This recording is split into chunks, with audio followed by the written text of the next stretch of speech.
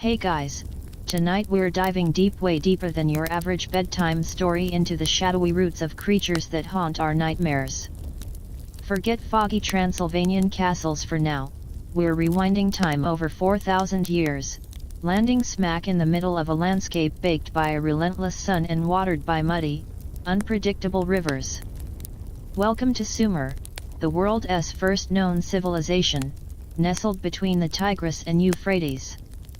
Picture this: you're standing on a vast plain under a sky bleached white with heat. The air shimmers, thick with the scent of damp earth from the canals, drying mud, and maybe a whiff of roasting barley bread from a nearby mud brick house. Towering stepped pyramids, the ziggurats, claw at the horizon like giant, ancient termite mounds built for gods. It's awe-inspiring, sure, but also heavy. There's a weight here, a palpable sense that the line between the world you walk in and the one beneath your feet is terrifyingly thin. So, before you get comfortable, take a moment to like the video and subscribe, but only if you genuinely enjoy what I do here. Seriously, your support means the world in this vast digital desert. And while you're at it, drop a comment below telling me where you're tuning in from right now and what time it is there. I love seeing how wide our little night owl net casts. Now, dim the lights, maybe turn on a fan for that soft background hum, and let us ease into tonight's journey together. The crunch under your sandals isn't gravel, it's millennia of broken pottery sherds and sun-baked clay. You're walking the packed earth streets of Uruk, maybe, or one of those colossal city-states that hummed with life millennia before Rome was even a twinkle in a shepherd's eye. Around you, walls of mud brick rise, ochre and tan, their surfaces rippling slightly in the heat haze. Narrow doorways offer glimpses into shadowy interiors, courtyards choked with date palms, the clatter of a potter's wheel, the rhythmic thump-thump of grain being ground. Life is vibrant, noisy, and utterly dependent on the whims of those muddy rivers and the gods who supposedly controlled them. And oh, the gods. They weren't distant, ethereal concepts here. They were landlords, demanding rent in the form of offerings. They were moody bosses whose displeasure meant floods, droughts, or plagues. They were neighbors. Powerful, terrifying neighbors whose realm wasn't some distant Olympus, but often just below. This brings us to the heart of Sumerian dread, the Ur-Kala, or Kur. Forget your fluffy cloud heaven or fiery pit hell. The Sumerian underworld was a grim, dusty, silent mirror of the world above, but drained of all light, joy, and vitality. It wasn't about punishment for sins. It was the inevitable, dreary destination for everyone. Kings, priests, farmers, slaves. Death was the great democratizer, dragging all down into this shadowy, silent city beneath the earth. Imagine a vast, echoing cavern filled with stale, thick air. The water is brackish sludge. The bread hard as stone and tasteless. Forget conversation. Spirits there could only flutter and whisper like bats, trapped in an eternal, joyless twilight. The journey there alone was perilous, a boat ride across a river with a sinister ferryman who demanded payment, hence coins on the eyes of the dead later on, a practice with surprisingly deep roots. Passage through 7 ominous gates where you'd be stripped of your earthly possessions and dignity piece by agonizing peace. Fun times, right? Ruling this bleak, cheerless kingdom wasn't some horned devil, but a formidable goddess, Ereshkigal, the lady of the great earth below. Sister to the powerful goddess Inanna, later known as Ishtar, Ereshkigal wasn't inherently evil. She was absolute, implacable, and utterly terrifying in her sovereignty over the dead. Think less cackling villainous, more terrifyingly efficient cosmic bureaucrat presiding over the ultimate DMV, forever. Her palace, Ganzer, was the seat of this silent power, a place described in hymns with chilling simplicity, the house where those who enter do not come out, the road whose course does not turn back. She wasn't someone you prayed to for favors, she was someone you desperately hoped not to attract the attention of. Her name alone carried the chill of the grave. Now, here's where things get interesting, and where our first whispers of something hungry begin. While Ereshkigal maintained the grim order of the underworld, she wasn't alone down there. The dusty plains of Urkala were also inhabited by a host of lesser spirits and demons, restless, often malicious entities born from the darkness, misfortune, or improper burial. Among these shadowy denizens, texts like the famous poem The Descent of Inanna hint at beings that weren't content with their dusty lot. When Inanna brazenly decides to visit her sister's domain, a whole drama in itself. Ereshkigal, furious at this intrusion into her realm, commands her vizier, Namtar Fate, often depicted as a plague demon, to afflict Inanna with the 60 diseases. But alongside the diseases, the poem mentions other horrors unleashed upon the captive goddess. While not explicitly named vampires, some scholars read descriptions of shadowy figures clinging to her, figures associated with weakness, lethargy, and a palpable draining of her divine vitality, a metaphorical, perhaps even literal, siphoning of life force. It's a primal fear, entities trapped in the realm of death, resentful, reaching out to steal the energy of the living to sustain themselves or inflict suffering. Ereshkigal's dark domain provided the perfect breeding ground for such concepts. The mainstream bit, this is foundational stuff. Understanding the Sumerian concept of the underworld Ur-Kala-Kur and its ruler, Ereshkigal, is crucial. It wasn't about morality-based reward-punishment, but a dreary, inevitable fate for all. Death was a descent into a joyless, silent shadowland ruled by an implacable goddess. This bleak view profoundly influenced later Mesopotamian cultures. Babylonians, Assyrians, and echoes of it can be found even in early Hebrew concepts of Sheol. It's the bedrock upon which fears of the restless dead were built. The quirky chilling tidbit, forget holy water or garlic. One of the primary defenses against malevolent spirits and demons, the kind that might fancy a nibble on your life force in Sumer, was sound. Specifically, loud, percussive, chaotic noise. Think frantic drumming, clashing cymbals, shouting, even the braying of donkeys. The idea was that these chaotic vibrations disrupted the ethereal forms of the spirits, scaring them off or breaking their connection to our world.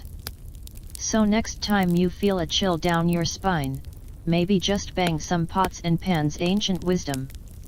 Also, protective amulets often featured tiny, snarling demon faces, the logic being that seeing a scarier monster would frighten the lesser one away. Ancient psychological warfare. The academic murmur, here's where historians and mythologists lean in, stroking their metaphorical beards. Were there explicit vampire entities in Sumer? It's a gray area. The texts describe demons and spirits that cause sickness, drain vitality, bring nightmares, and lurk in the shadows. Entities like the Gallo, vaguely demonic, associated with the underworld, or the Alu, a shadowy, disease-causing phantom. They exhibit traits we associate with later vampire myths, preying on the vulnerable, operating at night, causing wasting illnesses, and representing a fundamental violation of the boundary between life and death.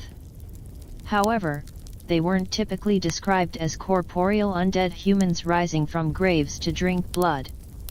They were more often pure spirits or demonic forces. The controversy lies in interpretation.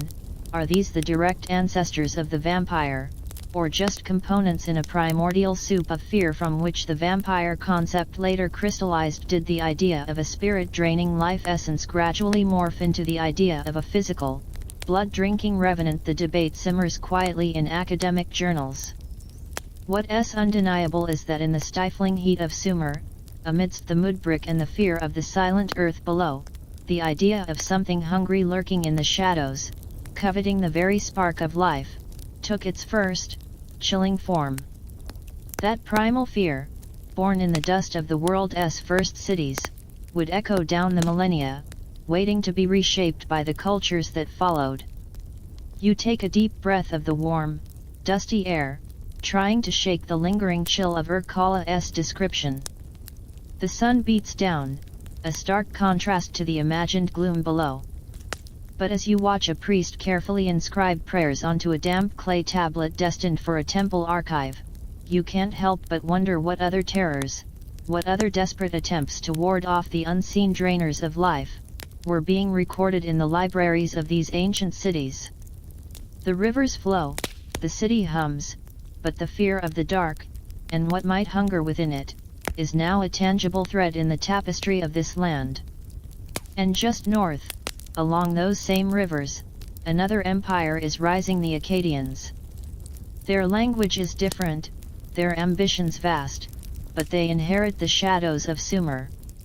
You might hear whispers there too, whispers etched not just in epic tales, but in desperate curses aimed at something unseen, something that steals. The air shifts as you move northward, following the Tigris upstream from the fading glow of Sumer. The landscape feels tauter. The mud brick cities are still there, grand and imposing, but there's a different energy crackling around them, less the focused hum of temple administration, more the sharp clang of armor and the barked orders of soldiers.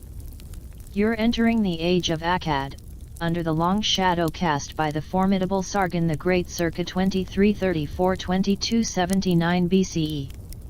Picture his colossal statue, perhaps cast in gleaming copper, dominating a plaza, its gaze fixed on distant horizons he conquered. Akkad wasn't just another city-state, it was the world's first true empire, stretching from the Persian Gulf to the Mediterranean, swallowing Sumerian city-states whole. The language of power shifts from Sumerian to Akkadian, a Semitic tongue that would become the diplomatic lingua franca for centuries. Imperial grandeur is palpable, vast storehouses bulging with tribute, regiments of well-drilled troops, intricate networks of messengers galloping across dusty plains.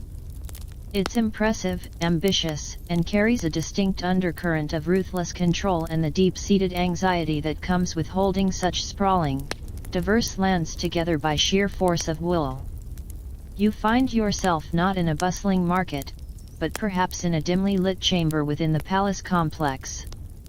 The air smells of cedar oil used to polish furniture, faint incense, and the dry, mineral scent of clay. Before you, spread out on a sturdy wooden table under the flickering light of an oil lamp, are clay tablets. These aren't epic poems or temple hymns, though. These are darker documents, curse tablets and exorcism manuals. Akkadian scribes inherited the cuneiform script from the Sumerians but used it to articulate their own unique terrors and methods of dealing with the unseen.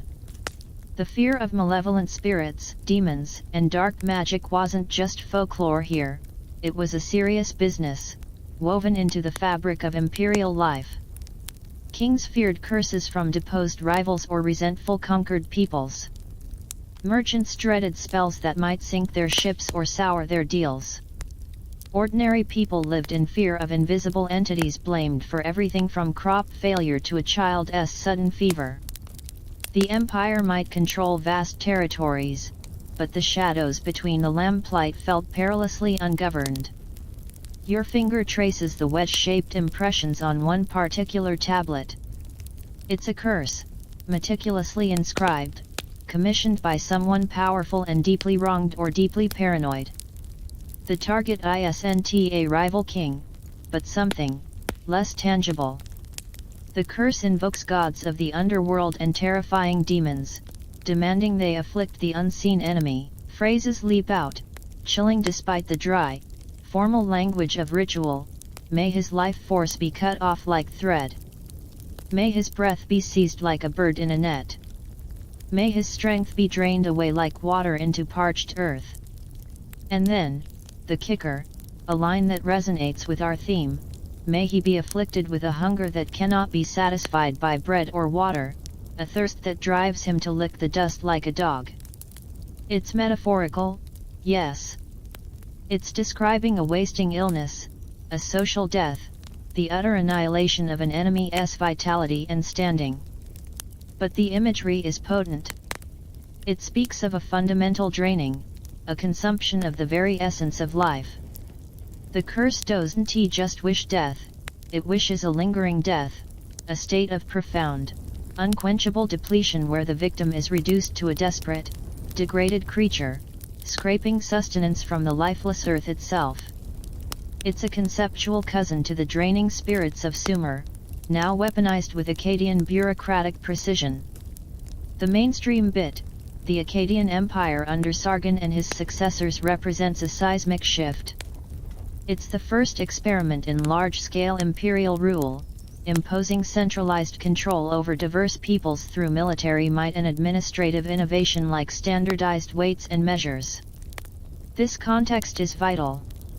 Imperial power breeds resistance, paranoia, and the fear of hidden enemies.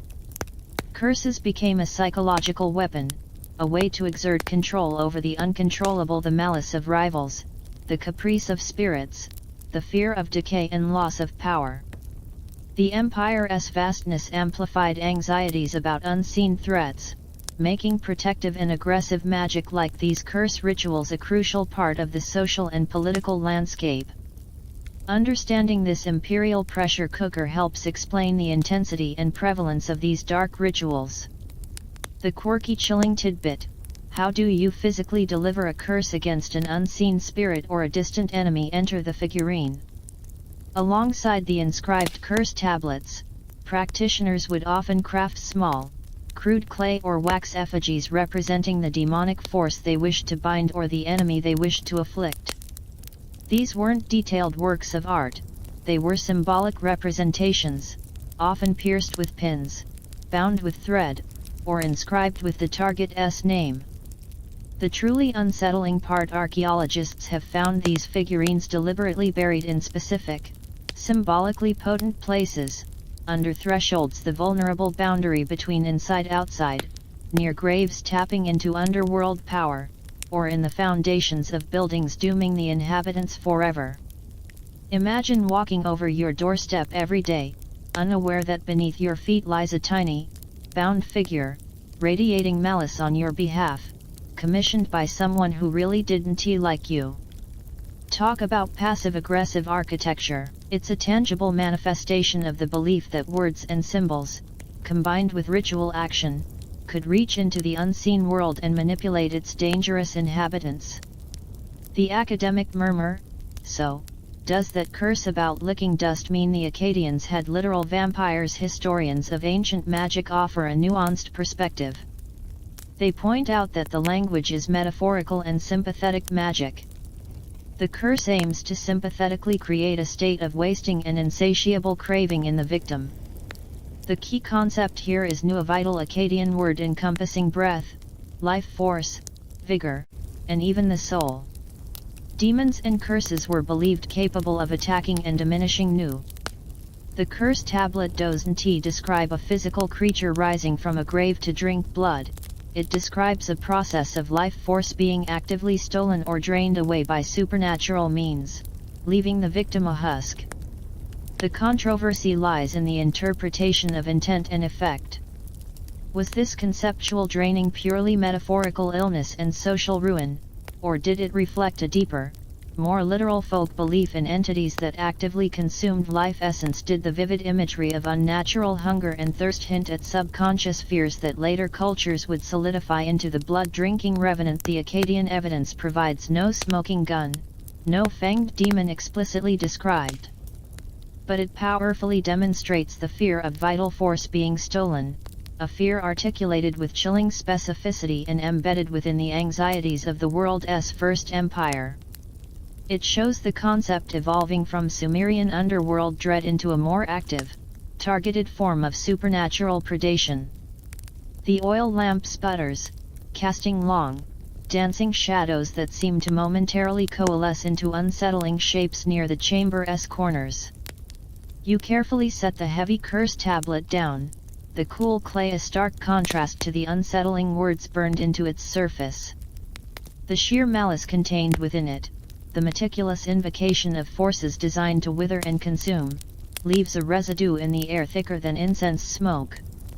Outside, the sounds of the imperial capital continue the tramp of guards, the distant call of merchants. Life, vibrant and demanding, pushes against the pervasive fear of the unseen drain. But the fear is real, documented, and weaponized. As you step out of the chamber into the harsh Mesopotamian sunlight, the weight of empire feels heavier. It's not just the threat of rebellion or invasion, it's the gnawing dread of something intangible stealing your breath, your strength, your very new. The Fertile Crescent nourishes empires, but its shadows nourish terrors.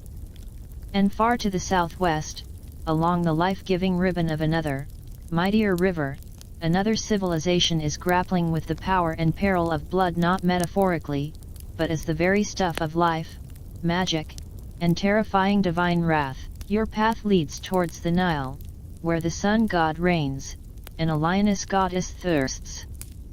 The relentless Mesopotamian sun feels like a memory as the scent on the wind changes profoundly. Gone is the dry, mineral dust of the plains. Now, the air is thick with the damp, fecund perfume of water, mud, and growing things, the unmistakable breath of the Nile. You've journeyed southwest, along trek skirting deserts, until the ribbon of green appears, impossibly vibrant against the endless ochre sands. The river isn't just water here, it's the pulsing artery of an entire civilization, a god in its own right. You board a sturdy papyrus skiff, its reeds slick beneath your feet. The water is a deep, muddy green, reflecting the impossibly blue sky. Lush fields of emerald wheat and barley stretch to the horizon on either side, punctuated by swaying date palms and clusters of whitewashed mud brick houses. In the distance, colossal structures pierce the skyline, the smooth, geometric perfection of pyramids, the towering pylons of temples like Karnak, their painted reliefs gleaming even from afar. Order, Ma'at, seems etched into the very landscape. Yet, beneath this dazzling surface of abundance and divine harmony, flows a deeper, darker current, an obsession with blood. Your journey takes you not to a pharaoh's audience hall first, but perhaps to a bustling temple workshop near the riverbank. The air hums with activity, the rhythmic tap-tap of stone workers, the pungent smell of drying papyrus, and the sharp, metallic tang of ochre and other pigments being ground. Priests move with purpose, their shaved heads gleaming. You're here because of the Book of the Dead, or rather, the countless spells and rituals that would later be compiled into it. These aren't just funeral texts, they're survival guides for the perilous journey through the Duat, the Egyptian underworld, a realm teeming with monstrous guardians and treacherous pitfalls. And woven through these spells, like a scarlet thread, is the potent symbolism of blood. In spell after spell, the deceased declares their power by invoking the blood of gods. I am he who came forth from the flood, whose blood Isis made. One might chant. Blood isn't just bodily fluid, it's life force itself, the sacred essence that flowed in the veins of the gods and, by extension, in pharaohs and potentially all living things. Shedding the blood of a god like Osiris, whose dismemberment is central to the mythos, was a cosmic crime that needed rectification, hence the immense focus on restoration and resurrection. Blood possessed regenerative, protective, and apotropaic evil-averting power. Amulets shaped like the Isis, not the teat, often made of red jasper or carnelian, symbolized the blood of Isis and were placed on mummies to magically restore vitality and protect the deceased. But if blood represents divine life force, what happens when that force becomes unhinged? Enter Sekhmet. Picture her, not in some shadowy realm, but bathed in the harsh, unforgiving light of the Egyptian sun. Her name means the powerful one. She is depicted as a woman with the head of a lioness, her body often clad in blood-red linen. She is the fierce, destructive aspect of the Eye of Ra, the sun god's furious weapon. Her origin story is a masterclass in divine overkill. According to myth, humanity grew rebellious, plotting against the aging Ra. Enraged, Ra sent his eye, Hathor in her gentle cow goddess form, to punish them. But once unleashed, Hathor transformed into the terrifying Sekhmet. She descended upon Egypt in a frenzy, reveling in slaughter. The fields ran red, the Nile itself was said to turn crimson with human blood as she waded through it. She wasn't just killing, she was intoxicated by the carnage, licking the blood from her blades, her thirst for destruction becoming insatiable. She became the embodiment of uncontrollable plague, scorching drought, and the raw, terrifying power of the desert sun to annihilate life. Sekhmet wasn't a demon lurking in the dark, she was a goddess unleashed in broad daylight, her bloodlust a divine force gone horrifically wrong. Her priests weren't just caretakers, they were essentially damage control specialists, tasked with appeasing her terrifying wrath to prevent epidemics and disaster. Statues of Sekhmet, hundreds of them, line temple precincts, stark reminders of the destructive potential inherent in the very life force Egyptians revered. To gaze upon her lioness face was to confront the terrifying flip side of the sacred blood that sustained Ma'at. The mainstream bit, understanding the Egyptian concept of blood as life force. Ankh is life, but blood carries it is fundamental. It was intrinsically linked to divinity, power, and resurrection. This is evident in the Osiris myth, his dismemberment and restoration, the use of red ochre in burial contexts symbolizing life and rebirth, and the protective power of blood-red amulets like the teat. Blood wasn't inherently evil, it was sacred, potent, and dangerous if misdirected or uncontrolled. This duality is key. The duat, while perilous, was also a place of transformation and potential rebirth, making the journey through it and the protection offered by blood magic absolutely central to Egyptian beliefs about the afterlife. The Book of the Dead spells are our primary window into these complex beliefs. The quirky, chilling tidbit: how do you appease a bloodthirsty lioness goddess who nearly wiped out humanity with a massive, divine hangover cure? The myth continues. Ra, horrified by Sekhmet's unchecked rampage, needed to stop her before she destroyed everything. His solution was cunning. He ordered his priests to dye vast quantities of beer red with ochre or pomegranate juice, making it resemble blood. They poured this concoction onto the fields where Sekhmet was expected to continue her slaughter the next day. Mistaking the red beer for blood, Sekhmet gulped it down eagerly, and became so thoroughly intoxicated she passed out for 3 days, waking up pacified and presumably with a legendary headache, reverting to the gentler Hathor. This event was commemorated in the annual festival of drunkenness, where Egyptians would consume copious amounts of beer, sometimes dyed red, in a ritual reenactment of Sekhmet's pacification. It was a communal release, a way of acknowledging and symbolically controlling the destructive forces within their world and themselves through intoxication. Cheers to averting apocalypse. The academic murmur: Sekhmet is fascinating fodder for the vampire concept discussion, but with significant caveats. Is Sekhmet an early vampire goddess? Not in the traditional sense. She doesn't rise from the grave, she's a primary deity. She doesn't typically prey on individuals in the night, she unleashes plague and war on a massive scale.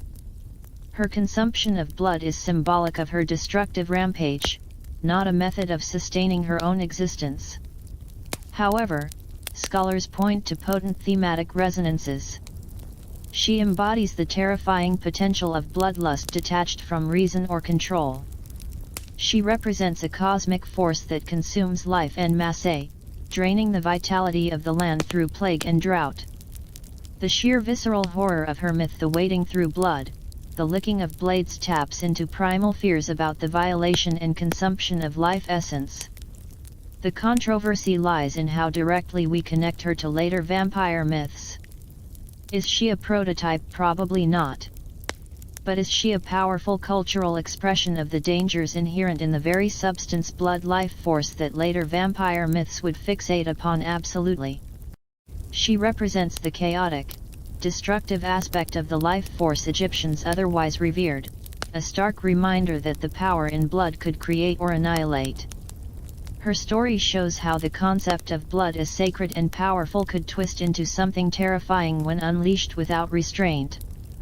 The gentle rocking of the papyrus skiff feels soothing after contemplating Sekhmet's fury. You watch a heron spear a fish in the shallows, a splash of life amidst the timeless flow. The sun, Ra's benevolent eye, warms your skin. Yet, the image of the lioness goddess, her muzzle stained crimson, lingers. The sacred blood that promised resurrection could also drown the world. The Egyptians walked a knife edge between reverence and terror when it came to life's vital essence. They developed elaborate rituals, potent amulets, and even divine beer tricks to manage that power. As your skiff drifts past a riverside shrine where a small statue of Sekhmet gazes fiercely out, you feel a shiver despite the warmth. The Nile gives life, but its shadows hold potent warnings. Your path now turns eastward, away from the river's embrace, towards the rugged, mountainous lands of Elam. There, in the folds of jagged peaks and deep valleys, whispers speak not of divine wrath, but of something older, darker, that slips through the cracks in the rocks and the veil of night itself, creatures not of gods, but of the untamed earth and the restless dead. The air grows colder, the terrain steeper. The comfortable order of the Nile Valley feels very far away. The comforting lap of Nile water against papyrus reeds fades into memory. Your journey now pushes east, away from the sun-baked order of Egypt, into a landscape that feels older, wilder, and profoundly more vertical. You're entering the domain of Elam, centered in what's now southwestern Iran. Forget the broad, fertile river plains. Here, the earth itself seems to have buckled and torn. Jagged, ochre-brown mountains claw at the sky, their peaks often lost in haze. Deep, shadowed valleys snake between them, carved by fast, cold rivers that flash silver in the brief sunlight before plunging back into gloom. The air is thinner, sharper, carrying the scent of pine resin from high slopes, dry thyme crushed underfoot, and the pervasive, mineral smell of rock dust. Cities here, like Susa later a jewel in Persian and Parthian crowns, cling to the mountainsides or perch on high plateaus, built with sturdy mud brick that seems to grow organically from the stone. It's breathtakingly beautiful, but there's an underlying tension, a sense of ancient, watchful power in the very rocks and gorges. Life feels harder won, more precarious. And as dusk falls, the shadows pooling in the valleys deepen into an almost physical darkness, whispering tales of entities far older than empires. You find yourself in Susa, perhaps, but not in its bustling lower town. You've climbed steep, winding streets to a quieter quarter near the Acropolis, where the temples and possibly the royal precincts stood. The architecture feels different, less soaring pylons, more massive, grounded platforms. The dominant sound isn't the Nile's murmur, but the wind sighing through the mountain passes, a sound that can quickly turn into a mournful howl. Elamite religion is complex and still partly shrouded in mystery, distinct from Mesopotamia and Egypt. They had their own pantheon, with figures like Inshushinak, the patron god of Susa, often depicted as a powerful, seated figure. But alongside the major deities, Elamite belief was deeply permeated by the presence of potent, often malevolent, spirits tied to the untamed landscape itself, to the deep caves, the lonely mountain peaks, the rushing, treacherous rivers, and especially to the threshold between night and day, life and death. This is the domain of beings like the Udam or Ud. Picture the deepening twilight.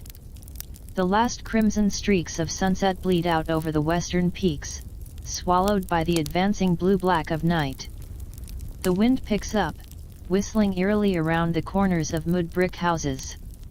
Inside, lamps are lit, casting flickering pools of light that make the surrounding darkness feel even more absolute. This is the hour of the Udam. Unlike the more bureaucratic demons of Mesopotamia or the divine wrath of Sekhmet, the Udam feels primordial, elemental. Descriptions are fragmentary, gleaned from protective spells and apotropaic figurines, but they paint a picture of a night-walking demon, associated with disease, misfortune, and death. It wasn't just any death, it was death that came stealthily, unexpectedly, draining vitality like a cold mist. The Udam wasn't typically depicted with a specific form, it was more an oppressive presence, a chilling breath in the dark, a shadow that moved against the wind. It was believed to slip through cracks, under doors, drawn to the vulnerable, the sick, the grieving, the newborn. Its touch brought fever, wasting sickness, nightmares, and ultimately, the extinguishing of the life spark.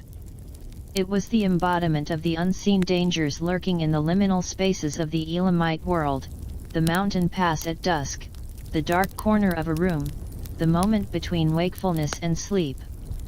The mainstream bit, understanding Elam is crucial as a distinct, influential civilization often overshadowed by its Mesopotamian neighbors. Occupying a strategic position between Mesopotamia and the Iranian plateau, Elam developed its own unique language unrelated to Semitic or Sumerian art, and complex political structures, often confederations of highland and lowland rulers. Their capital, Susa, was a major center for millennia. Elamite religion, while sharing some motifs with Mesopotamia like the importance of the underworld, had strong indigenous elements, particularly the veneration of local, often chthonic earth underworld-related deities and spirits tied to their dramatic geography. This distinct cultural context shapes their specific brand of supernatural fear, less about cosmic order violations, more about the immediate, physical dangers of their environment and the unseen predators inhabiting its shadows. The quirky, chilling tidbit: how did the Elamites try to keep the Udam at bay? Forget Sumerian noisemakers or Akkadian curse tablets. One prevalent method involved apotropaic figurines, but with a uniquely Elamite twist. Archaeologists have unearthed small, crudely fashioned clay or bronze figures, often depicting grotesque, hybrid creatures, part human, part animal like lion or bird, sometimes contorted in agonized poses. These weren't representations of the Udam itself, they were guardians. The logic place a figure even more terrifying than the demon at potential entry points, thresholds, windows, near beds to scare the Udam away. Think of it as supernatural scarecrows. Some figurines show the guardian actively grappling with a smaller, shadowy form, literally wrestling the demonic force. The most unsettling detail: many of these figurines have been found deliberately buried upside down beneath doorways or house corners. The inverted position was believed to trap or confuse malevolent spirits trying to enter. Imagine knowing that beneath your doorstep, a small, monstrous clay guardian was planted headfirst in the earth, locked in eternal, silent combat with the night's creeping terrors. It's a tangible, slightly desperate expression of the fear that permeated Elamite nights. The academic murmur: so, where does the Udam fit into the vampire lineage here? The waters are particularly murky. The Udam shares key traits with later vampiric concepts. It's a night-prowling entity associated with draining life force, causing wasting, sickness, sudden death, and targeting the vulnerable. It operates in liminal spaces, thresholds, twilight. However, significant gaps remain. There's no explicit mention of blood drinking in the surviving Elamite texts referencing the Udam. It's described more as a bringer of sickness and death, a malevolent spirit or demon, rather than a reanimated corpse. The controversy revolves around interpretation: is the Udam's life-draining aspect a precursor to the vampire's blood-sucking, or is it a more general expression of disease demons common to many ancient cultures? Some scholars see the Udam as part of a broader ancient Near Eastern tapestry of night terrors, sharing roots with Mesopotamian demons like the Lilita, which we'll encounter later. Others argue its strong association with specific landscapes, mountains, valleys, night winds, and its lack of a defined corporeal form make it distinct, perhaps reflecting an older, more localized stratum of belief in animistic spirits of sickness. The debate highlights the challenge. Pinpointing the exact moment the vampire concept crystallizes is elusive. The Udam represents another potent strand in the braid, the fear of an invisible, night-born entity that consumes life, leaving only cold and stillness in its wake, born from the shadows of Elam's formidable mountains. The wind moans again, a long, low sound that seems to slither around the stone foundations of the buildings on the Acropolis.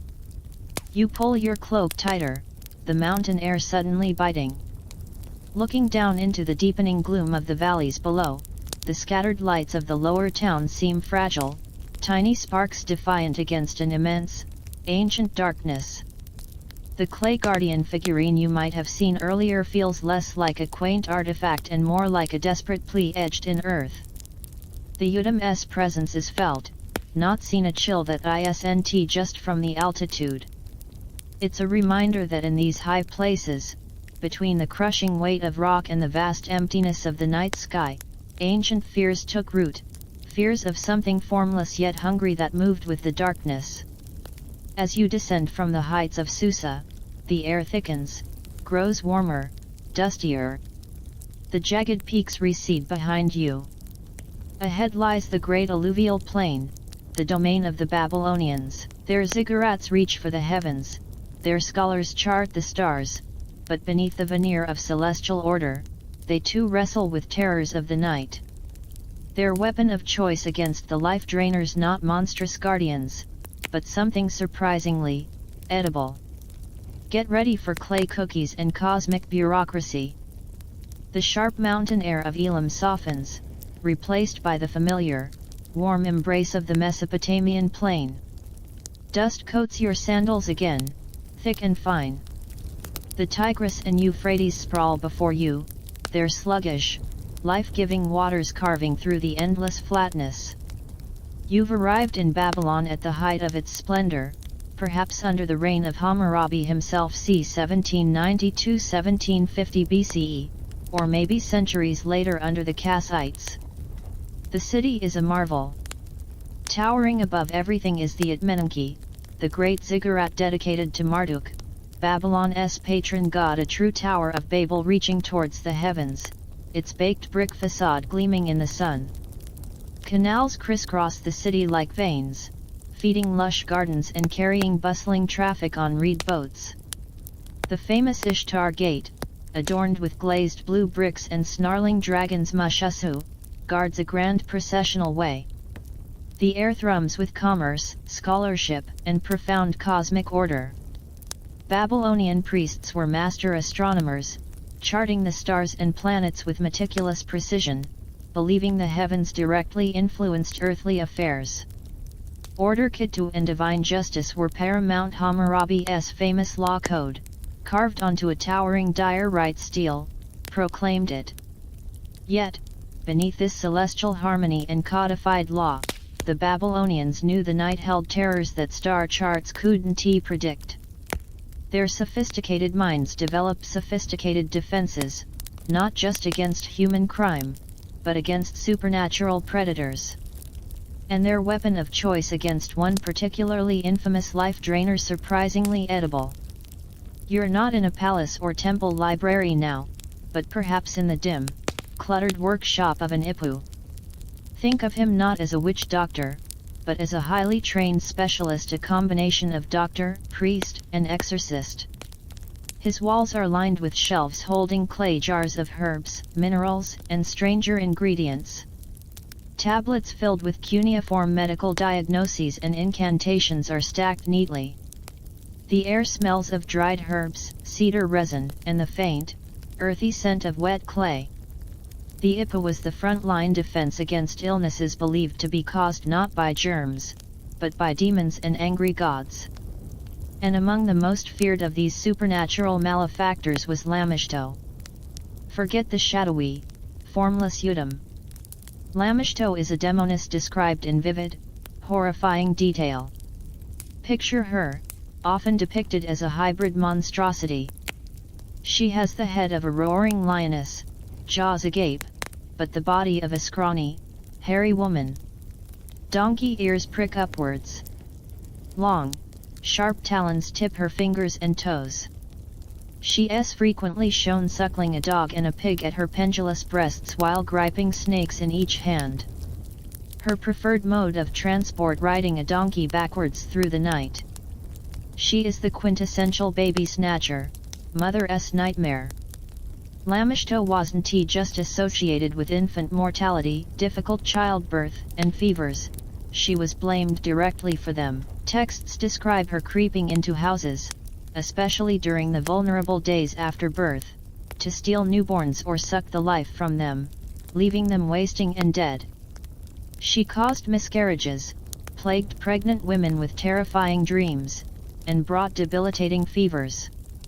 She embodied the primal terror of losing a child to inexplicable, invisible forces. Her name itself might derive from words meaning to wipe out or to obliterate. She wasn't just a demon, she was a personification of maternal anxiety and infant vulnerability. And crucially, she didn't just kill, she was described as actively consuming the victim's blood and flesh, draining their very life essence. The imagery is visceral, a creature that feeds on the most vulnerable life. The mainstream Babylonian demonology and exorcism practices were incredibly sophisticated and integrated with their advanced medicine. The IPA was a respected professional whose role combined diagnosing symptoms often naturalistic, like describing a fever's progression, with identifying the responsible supernatural agent, a specific demon like Lamishto or a displeased god, and performing the correct ritual countermeasures. Their libraries contained vast compendiums of symptoms, diagnoses, and corresponding incantations and rituals. Lamishto is one of the most well-documented demons, featuring prominently in protective amulets and exorcism texts. Understanding her prominence highlights how deeply embedded the fear of supernatural predation on life force, especially infant life, was in Babylonian society. It wasn't superstition, it was part of their complex worldview. The quirky chilling tidbit: so, how does an IPA fight a donkey riding, baby snatching, blood-drinking lioness demon with magic cookies? Of course. Specifically, ritual clay biscuits. These weren't snacks, they were meticulously crafted apotropaic evil-averting devices. The IPA would take pure clay, mix it with specific protective substances like flour, honey, perhaps certain herbs or resins, and carefully shape it into small discs or figurines. Onto these biscuits, he would inscribe powerful incantations invoking gods like Ea, god of wisdom and magic, or Shamash, sun god of justice, to bind and repel Lamishto. Sometimes, the biscuits were shaped like Lamishto herself, bound and gagged. The magic didn't stop there. These inscribed biscuits were then strategically placed, under the bed of a pregnant woman or newborn, at the threshold of the house, at the head and foot of the bed, the vulnerable points. Some rituals even involved the mother or child symbolically eating a small, specially prepared ritual biscuit, internalizing its protective power. After the danger period passed, the biscuits were carefully gathered up and disposed of, ritually often thrown into a river to carry the demon far away. Imagine the scene: a worried mother placing a small, inscribed clay disc beneath her sleeping infant's cradle, a tangible shield crafted by the local supernatural pest control expert against a monster riding a donkey backwards through the night. It's a bizarre yet poignant blend of fear, faith, and practical magic. The academic murmur: Lamishto presents the strongest case yet for a proto-vampire figure in the ancient Near East. She is a specific, named entity, not just a generic spirit. She operates primarily at night. She targets the vulnerable infants, mothers. She is explicitly described as consuming blood and flesh, actively draining life essence. She even has a distinct, hybrid form lioness head. She ticks so many boxes. However, the controversy persists. Key differences remain. Lamishto is a demon, not a reanimated human corpse. She doesn't rise from a grave, she descends from the wild or the underworld. Her consumption seems more about causing harm and chaos than about sustaining her own existence, though some texts imply she gains power from it. She is not vulnerable to sunlight per se, but to the power of specific gods and rituals. Scholars debate, is Lamishto the direct ancestor of the Slavic Upper or the Romanian Strigoi, or is she a powerful parallel expression of the fear of life-draining entities, sharing core traits but arising independently within the Mesopotamian cultural milieu? The evidence is tantalizingly close. Lamishto is arguably the most vivid, detailed precursor we've encountered, a terrifying embodiment of the life force vampire concept centuries before Transylvania was a glint in history's eye. She proves that the fear of a blood-drinking, night-prowling predator targeting the vulnerable was deeply ingrained in Babylonian nightmares, fought with incantations and, strangely edible clay shields. The smell of drying clay and herbs lingers in the Ipu's workshop as you step back out into the Babylonian afternoon. The sun beats down on the bustling streets, the noise of commerce a stark contrast to the focused dread inside. You glance at a house doorway, wondering if a small, inscribed clay biscuit lies buried just beneath the threshold, a silent sentinel against the night. Lamishto's grotesque image is hard to shake: the lioness maw, the suckling beasts, the backward donkey ride. The Babylonians, masters of celestial order and written law, lived with a chilling awareness of the chaos that clawed at the edges of their world, particularly the sanctity of new life. Their defense was a blend of profound scholarship and tangible, almost domestic, ritual objects. But the shadow of predation stretches north.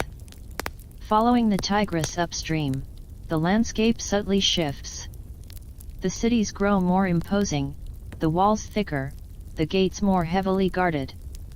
The air crackles with a different kind of intensity: the iron discipline and relentless ambition of the Assyrian Empire. Their terrors wouldn't be fought with clay biscuits alone. Their demons would march to the drumbeat of conquest. The comfortable, if somewhat chaotic, buzz of Babylon fades behind you like the receding waters of the Euphrates.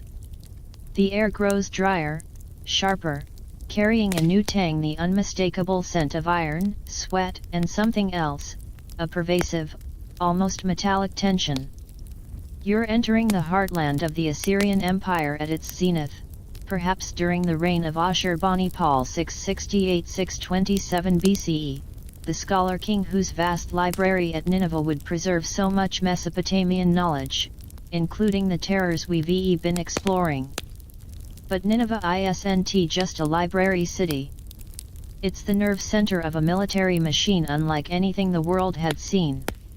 Think vast, cyclopean walls, soaring gates guarded by colossal, human-headed winged bulls Lamisu whose stony gaze seems to follow you. The streets feel wider, straighter, designed for the rapid movement of troops. The dominant sounds are the rhythmic tramp of soldiers' boots on stone, the clatter of chariot wheels, the harsh shouts of drill sergeants, and the distant, rhythmic thud of siege engines testing their limits. Order here isn't just cosmic, it's imposed, brutal, and absolute. The Assyrians didn't just conquer, they terrified. Their infamous palace reliefs depict scenes of calculated horror, impalements, flayings, the systematic deportation of entire populations. Fear was a tool of statecraft. Yet, paradoxically, this empire built on terror was itself deeply terrified not just of rebellion, but of the unseen shadows that clung to their conquests like battlefield dust. You find yourself not in the famed library, we'll get there, but perhaps in the barracks of a high-ranking officer, or the home of a wealthy merchant supplying the imperial war machine. The room is sturdy, well-appointed, but functional. A fine bronze lamp casts light over a map scratched onto a wax tablet, showing the empire's vast, tentacle-like reach from Egypt to Elam, swallowing Babylon, reaching deep into Anatolia. It's a map painted in blood and tribute. But look closer. Near the door lintel, tucked almost out of sight, hangs a small, crudely cast bronze amulet. It depicts a bizarre hybrid creature, a humanoid body covered in scales, the head of a snarling lion or sometimes a grotesquely distorted human visage, scorpion's tail arched menacingly over its back, bird talons for feet, and often, prominent male genitalia. This is Pazuzu. He is the king of the wind demons, lord of the scorching, plague-bearing desert winds that swept down from the western mountains.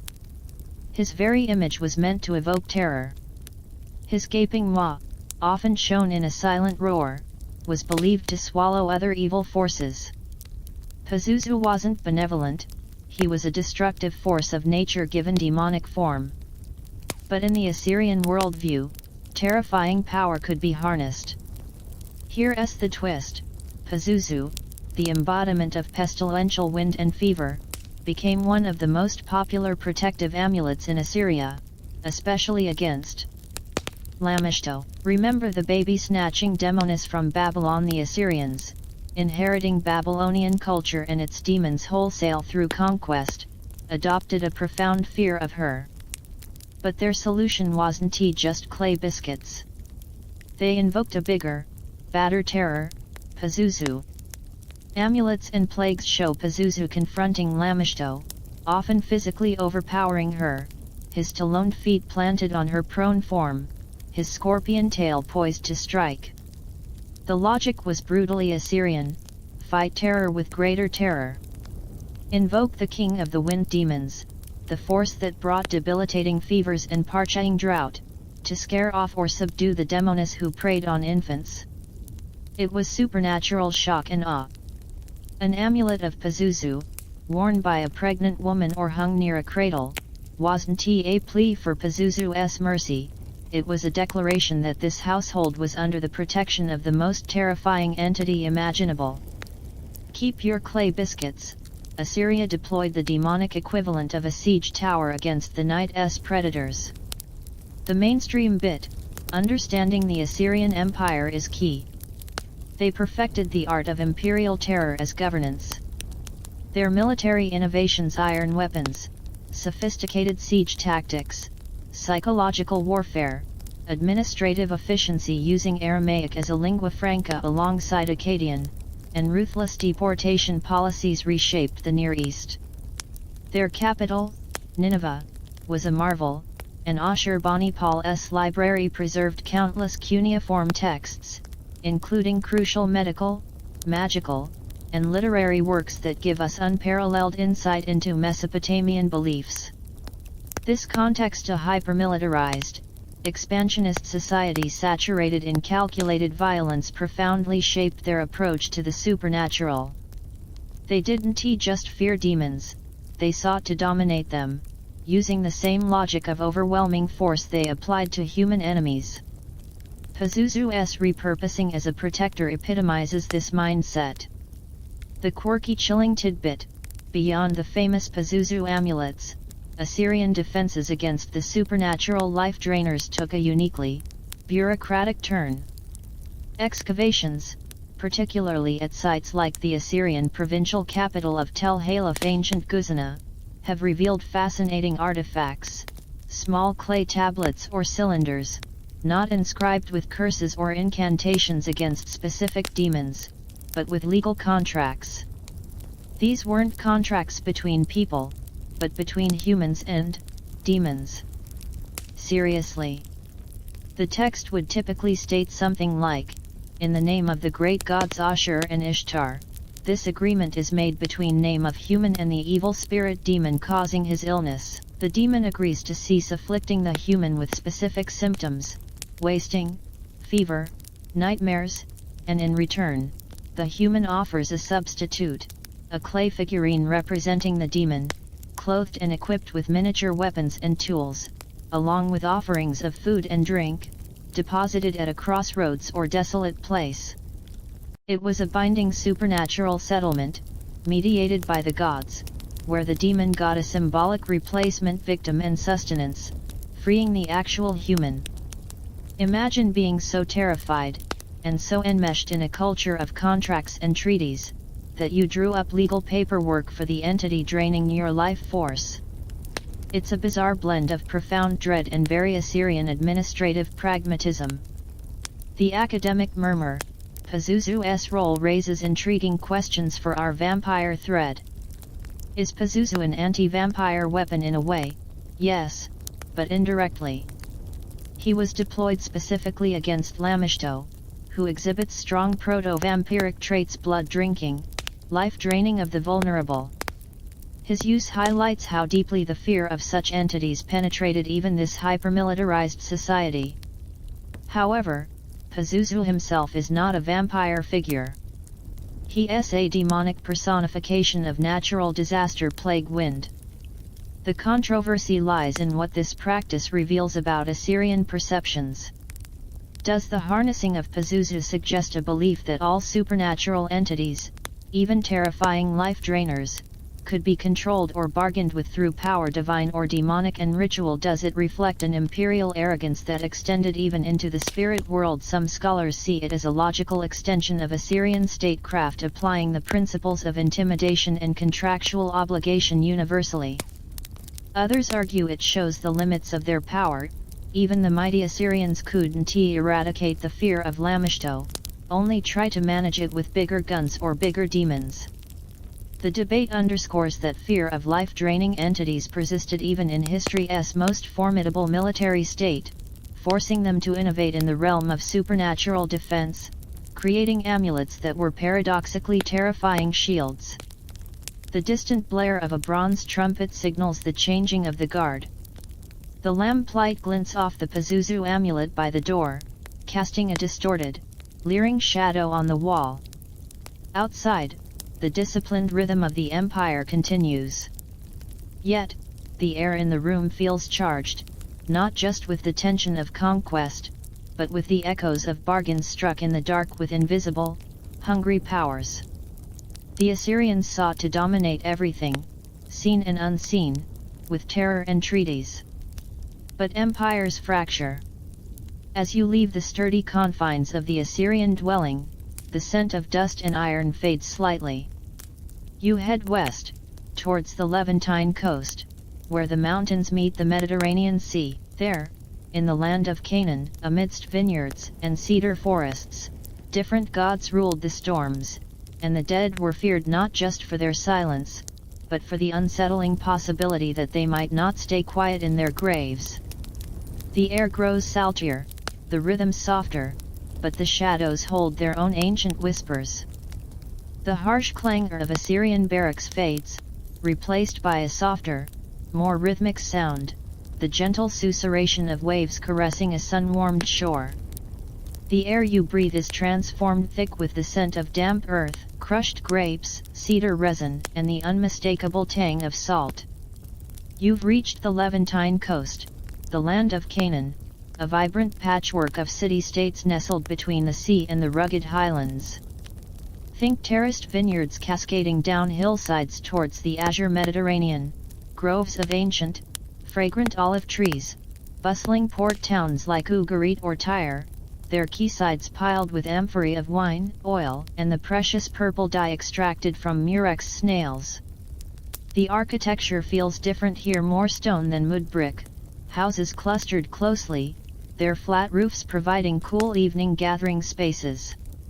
It's a land of trade, fertility cults, and a pantheon of gods whose dramas were as tempestuous as the sea storms that occasionally battered the coast. Chief among them was Baal-Hadad, the storm god, rider of the clouds, bringer of life-giving rain, and defeater of chaos. His victories ensured the seasonal cycles, the fertility of the land. But Canaanite religion held a darker, more visceral undercurrent, particularly concerning the fate of the dead and the unsettling possibility that some might refuse to stay peacefully buried. You find yourself perhaps in the courtyard of a well-to-do merchant's house in Ugarit. The late afternoon sun slants golden, warming the stone flags. Vines heavy with ripening grapes shade part of the space. The air thrums with the buzz of insects and the distant cries of gulls. Canaanite society was deeply connected to the cycles of nature and the power of their gods, whose myths were recorded on clay tablets in a unique alphabetic cuneiform script. Central to their cosmology was the story of Baal and Mot. Mot was not just death, he was death personified, the god of the underworld, often called simply Death Mwt, depicted as a gaping, all-consuming maw, a vast, dry throat leading to a desiccated realm below. He represented sterility, drought, and the inevitable end. The epic cycle tells of Baal's daring descent into Mot's domain after a period of arrogance. Mot, unsurprisingly, consumes Baal. The storm god vanishes, plunging the world into chaos, rains cease, crops wither, life ebbs. The other gods mourn, led by Baal's sister consort Anat, a fierce warrior goddess. Anat's grief turns to terrifying rage. She descends to the underworld, confronts Mot, and in a scene of shocking, visceral violence described in the texts, she attacks him, she seizes Mot, the son of El, with a sword she cleaves him, with a fan she winnows him, with fire she burns him, with millstones she grinds him, in the field she sows him. It's a brutal dismemberment and scattering. Only after this act of divine fury and annihilation is Baal resurrected, bringing life back to the world. The message is stark: death is a devouring force that must be violently defeated, shattered, and scattered to allow life to return. The underworld isn't just dreary, it's actively, terrifyingly hungry. The mainstream bit, the Baal cycle from Ugarit, is our primary window into Canaanite theology. It reveals a worldview where the struggle between fertility life Baal and sterility death Mot was cosmic and cyclical. Baal's temporary death and resurrection mirrored the agricultural seasons, dry summer versus rainy winter. Anat's brutal destruction of Mot is crucial. It highlights the visceral, violent effort believed necessary to overcome death's grip and restore cosmic order. This myth profoundly shaped Canaanite perceptions of death, the underworld, and the gods' roles in maintaining life's precarious balance. Understanding this cycle is fundamental to grasping their anxieties about the dead and potential disruptions. The quirky, chilling tidbit: so, how did the Canaanites deal with the actual dead, especially those who might be problematic beyond standard burials, often in family tombs or caves? Archaeology reveals practices hinting at a fear of the dead returning or causing trouble. One notable custom involved secondary burial. After the flesh had decomposed a year or so later, the family would often return to the tomb. They would carefully gather the bones, anoint them with red ochre symbolizing life blood, and place them into a smaller container, a pottery jar, ossuary, or a carved stone chest, sometimes nestled amongst the bones of earlier ancestors. This practice, called ossulegium, wasn't unique to Canaan, but the anointing with red ochre is particularly evocative.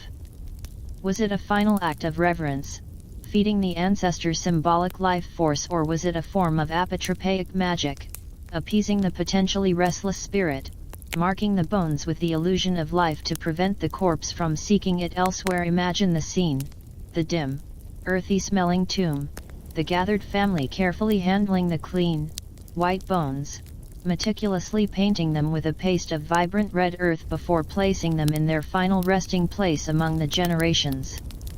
It's a poignant ritual steeped in respect, yet tinged with an underlying anxiety about the dead's potential restlessness.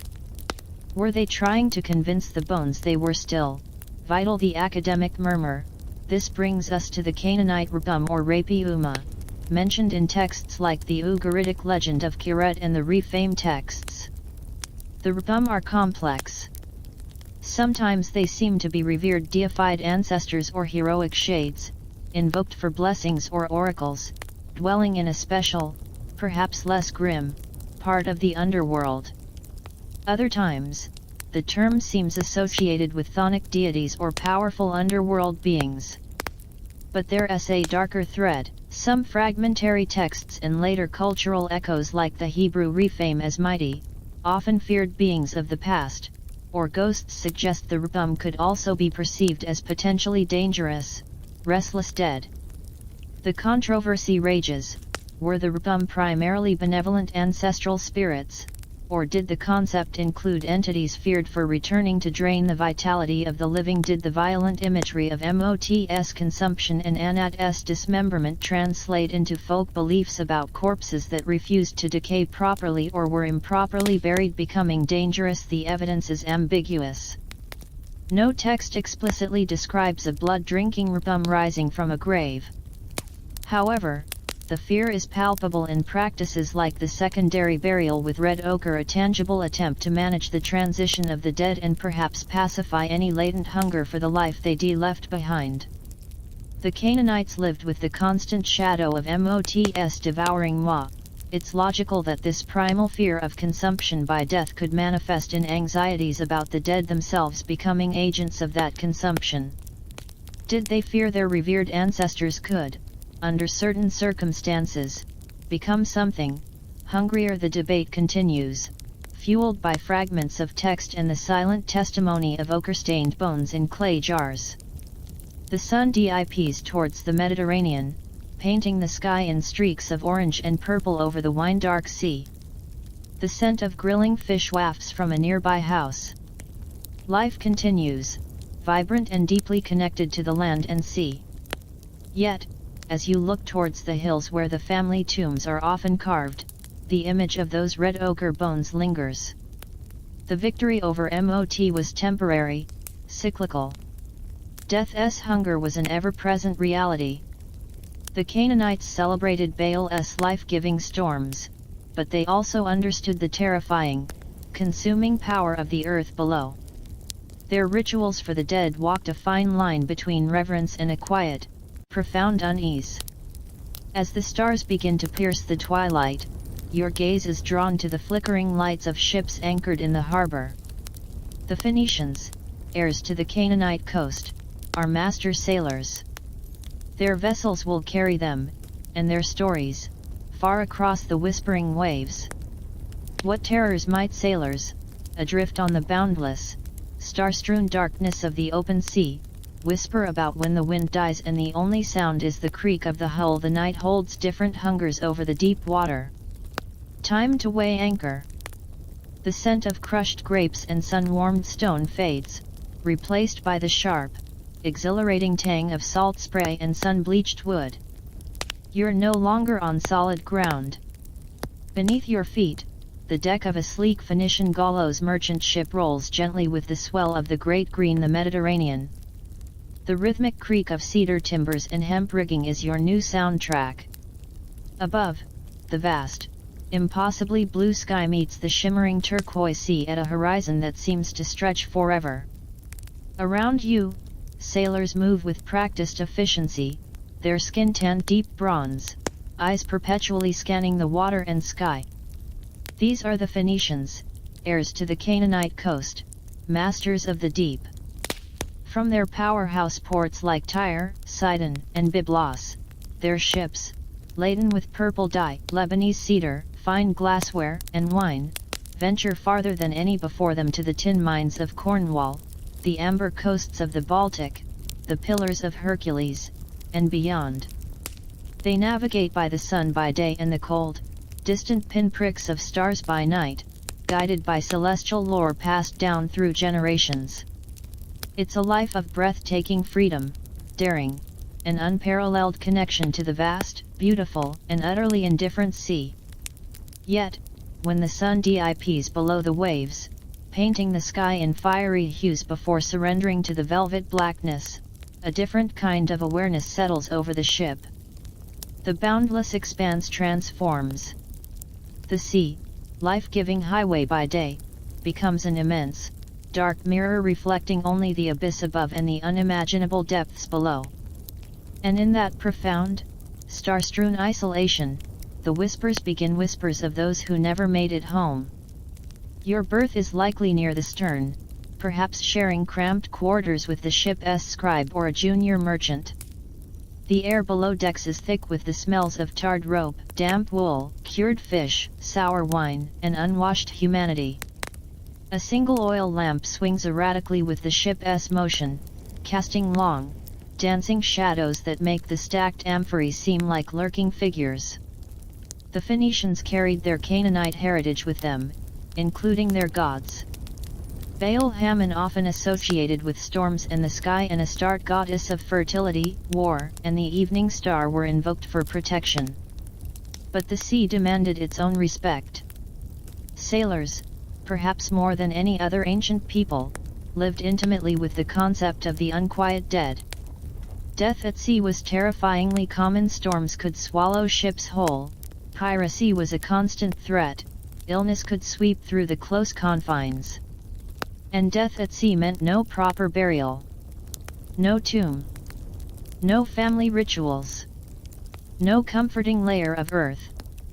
Just the cold, crushing embrace of the deep, far from ancestral shores. These lost souls, the Rapiu maritime sea refame, borrowing the Canaanite term, were believed to be profoundly restless, trapped in a limbo between worlds, denied the rituals that might ease their passage or anchor them peacefully in the underworld.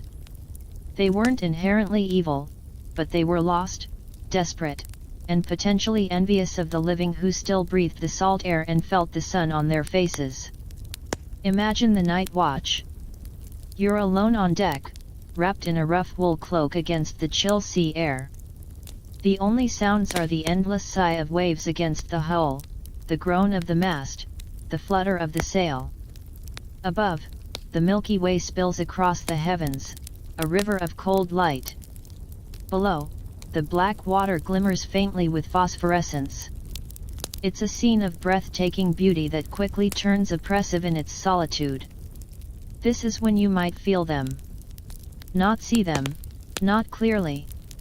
A sudden, unnatural chill in the air, localized and sharp, despite the breeze. A faint, mournful sigh that isn't the wind, seeming to come from just over the rail. A fleeting, shimmering shape glimpsed in the peripheral vision, like disturbed water catching the starlight, but forming no distinct figure. The Phoenicians whispered of these presences as drawn to the warmth and vitality of the living ship. They weren't described as blood drinkers, but as essence siphons. Their touch was said to bring a deep, unnatural lethargy, a draining of will and strength, a creeping despair that could make a seasoned sailor simply stop caring. Stop trimming the sail. Stop watching the horizon. Stop fighting. In the close-knit, superstitious world of a ship, where morale was life itself, this insidious drain of spirit could be as deadly as any storm. A sailor overcome by this lassitude might simply lean over the rail, mesmerized by the dark water, and slip silently into the depths, joining the ranks of the Rapiu. It was death by profound, supernatural melancholy, a theft of the life force that animated hope and action. The mainstream bit, the Phoenicians were unparalleled navigators and colonizers, founding Carthage, Cadiz, and more. Their maritime network was the backbone of the Late Bronze and Iron Age Mediterranean economy. Their religion was a direct evolution of Canaanite beliefs, centered on deities like Baal, Astarte, and Melkart. Understanding their seafaring life is crucial. Death at sea was a constant, terrifying reality. The lack of burial rites was a profound spiritual crisis in cultures where proper interment was essential for the soul's rest. This unique vulnerability, dying far from home, unconsecrated, unmourned in the traditional way, fueled specific anxieties about the fate of such souls and their potential interaction with the living. The concept of the rapier fame carried over from Canaan, but adapted to the maritime context, becoming restless shades of the deep. The quirky chilling tidbit: how did Phoenician sailors protect themselves from these melancholic essence siphons beyond prayers to Baal Hammon or Astarte? They employed tangible, sea-specific charms. Small amulets were common, often made of blue faience evoking the sea and sky or bronze. Popular motifs included the ayat-jat, borrowed from Egypt. The sound eye of Horus symbolized protection, health, and wholeness, warding off the draining influence. Astarte's crescent, representing the evening star, a guide and protector in the darkness. The Tanit sign, especially later in Carthage, the symbol of the chief goddess, a stylized figure with raised arms, sometimes combined with a crescent and disc. Miniature anchors, symbolizing stability, safety, and the hope of return, countering the rapier's rootlessness. But perhaps the most evocative practice was the sea burial rite light. If a sailor died aboard, and land was impossibly distant, they might try a symbolic appeasement. Before committing the body to the deep, a small lock of the deceased's hair might be saved.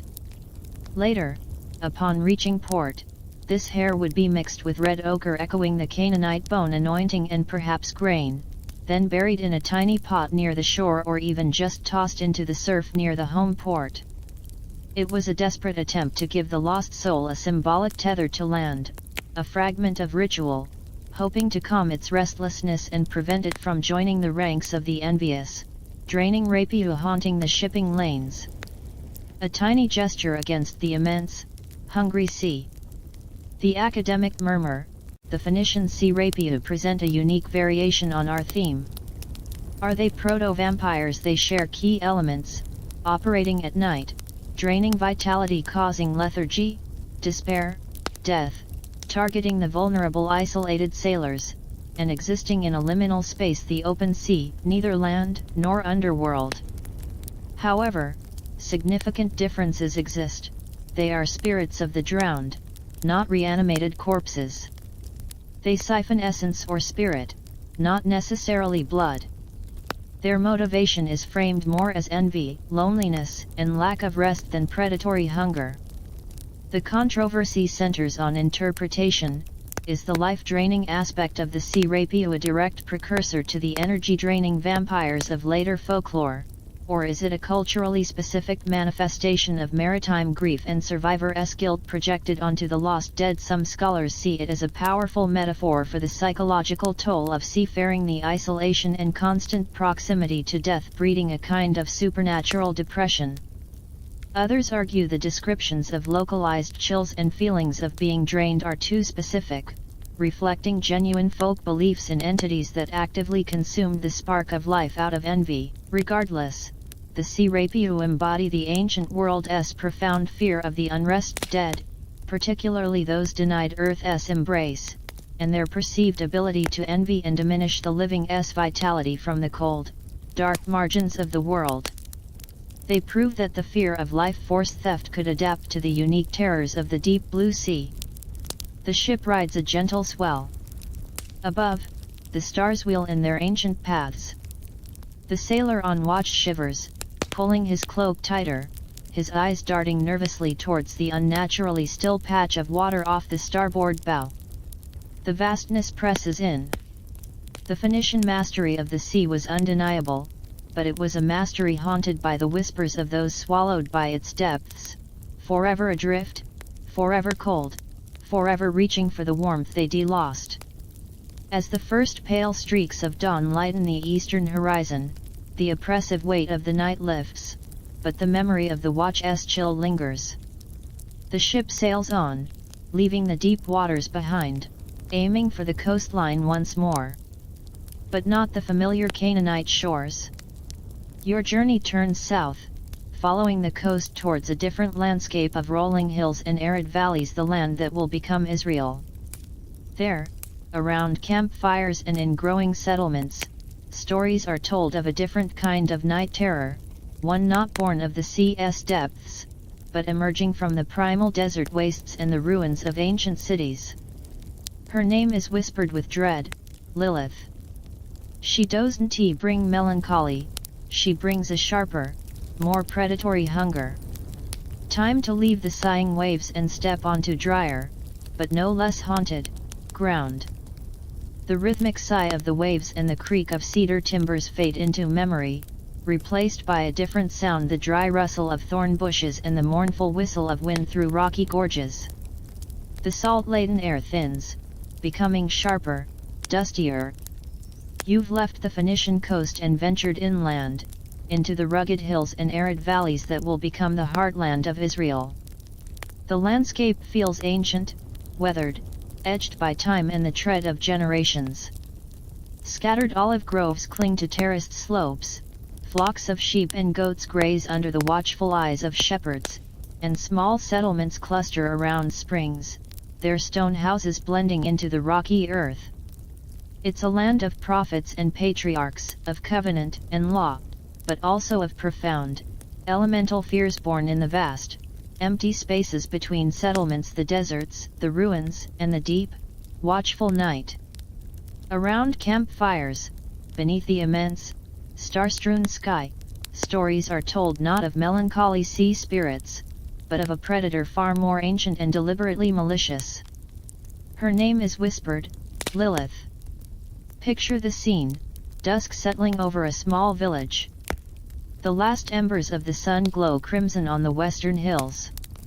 Inside a simple stone house, a clay oil lamp casts a warm, flickering light.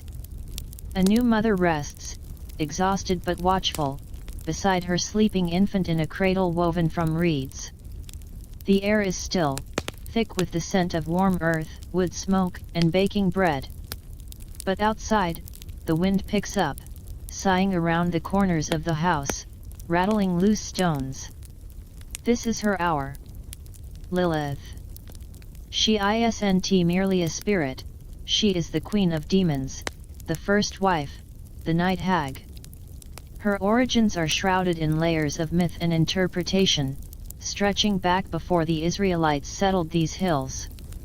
Some trace her roots to the Sumerian Lilith, wind spirits or female demons associated with storms, disease, and sexual predation, who preyed on men and endangered childbirth. Others see her in the Babylonian Lamashto, the monstrous baby snatcher. But in the developing Hebrew tradition, Lilith took on a uniquely potent and terrifying identity. One of the earliest textual glimpses comes from the book of Isaiah circa 8th century BCE, in a passage describing the desolation God will bring upon Edom. Wild cats shall meet with hyenas, goat demons shall call to each other, there too Lilith shall repose, and find a place to rest. Isaiah 34:14. Here, Lilith in Hebrew is listed among the unclean, desert-dwelling creatures, sair goat demons or satyrs and psayim wild beasts who will inhabit the ruins. She belongs to the wild, untamed margins, the places of desolation and divine wrath.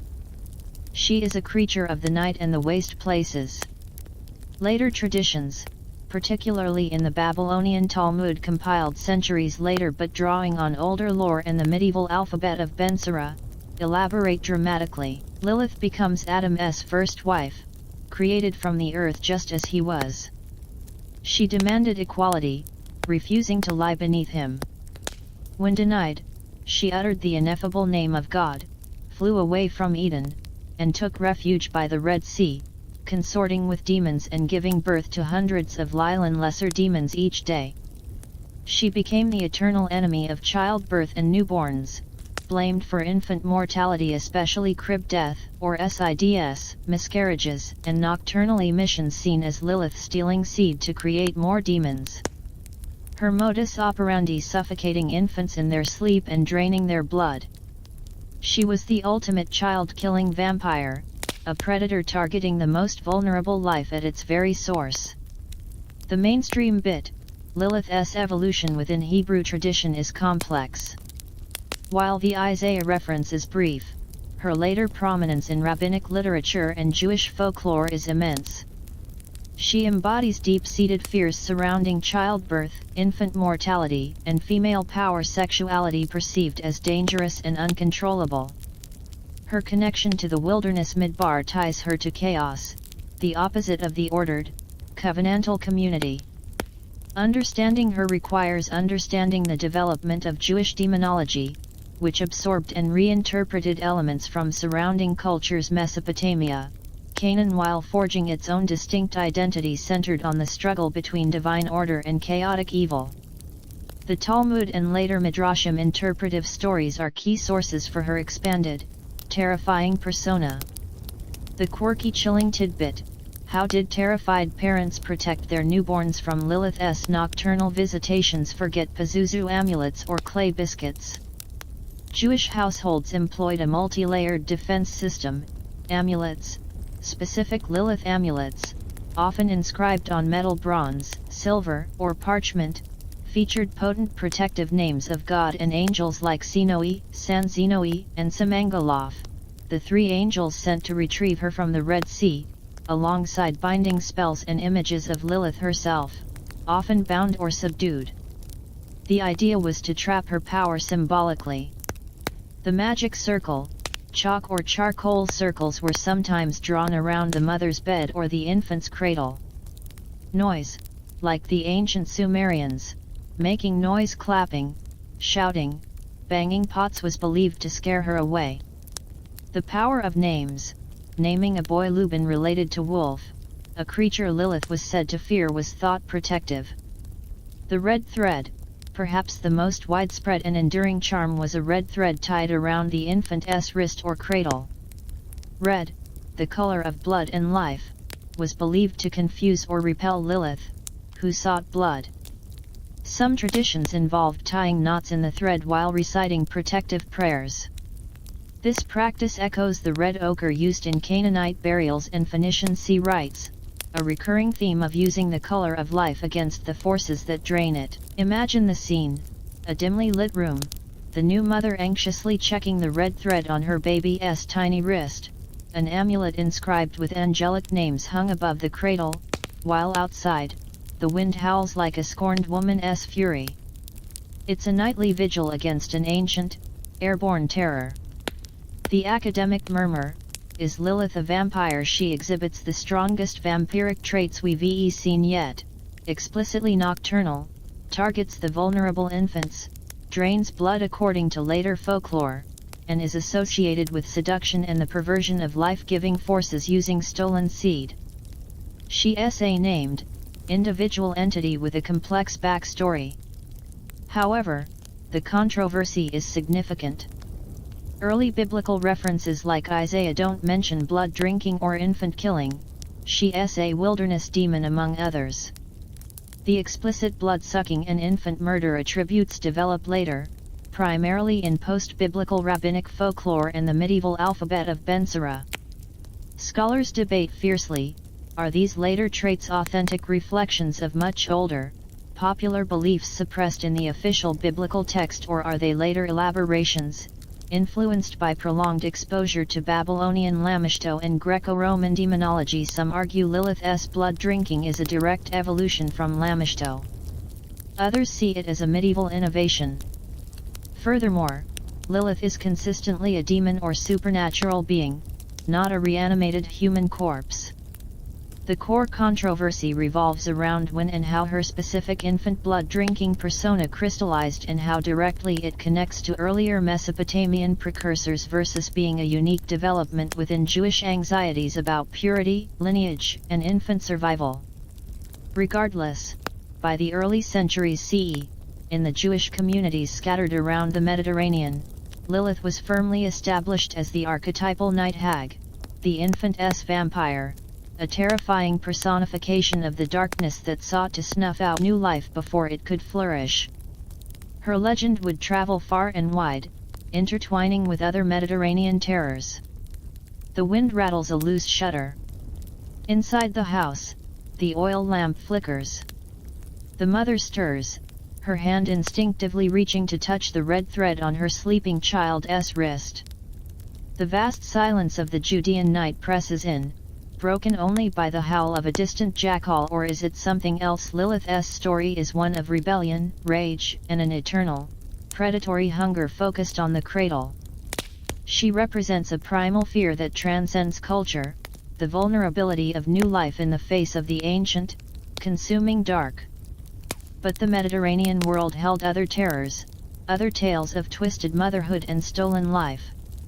Your path now leads northwest, across the sparkling sea, to the sun-drenched shores and intellectual ferment of Greece. There, amidst olive groves and marble temples, philosophers debate the nature of the soul, while in the shadows, another figure lurks, a queen transformed into a monster by grief, her story a tragic echo of Lilith's predatory rage, but born from a different kind of loss.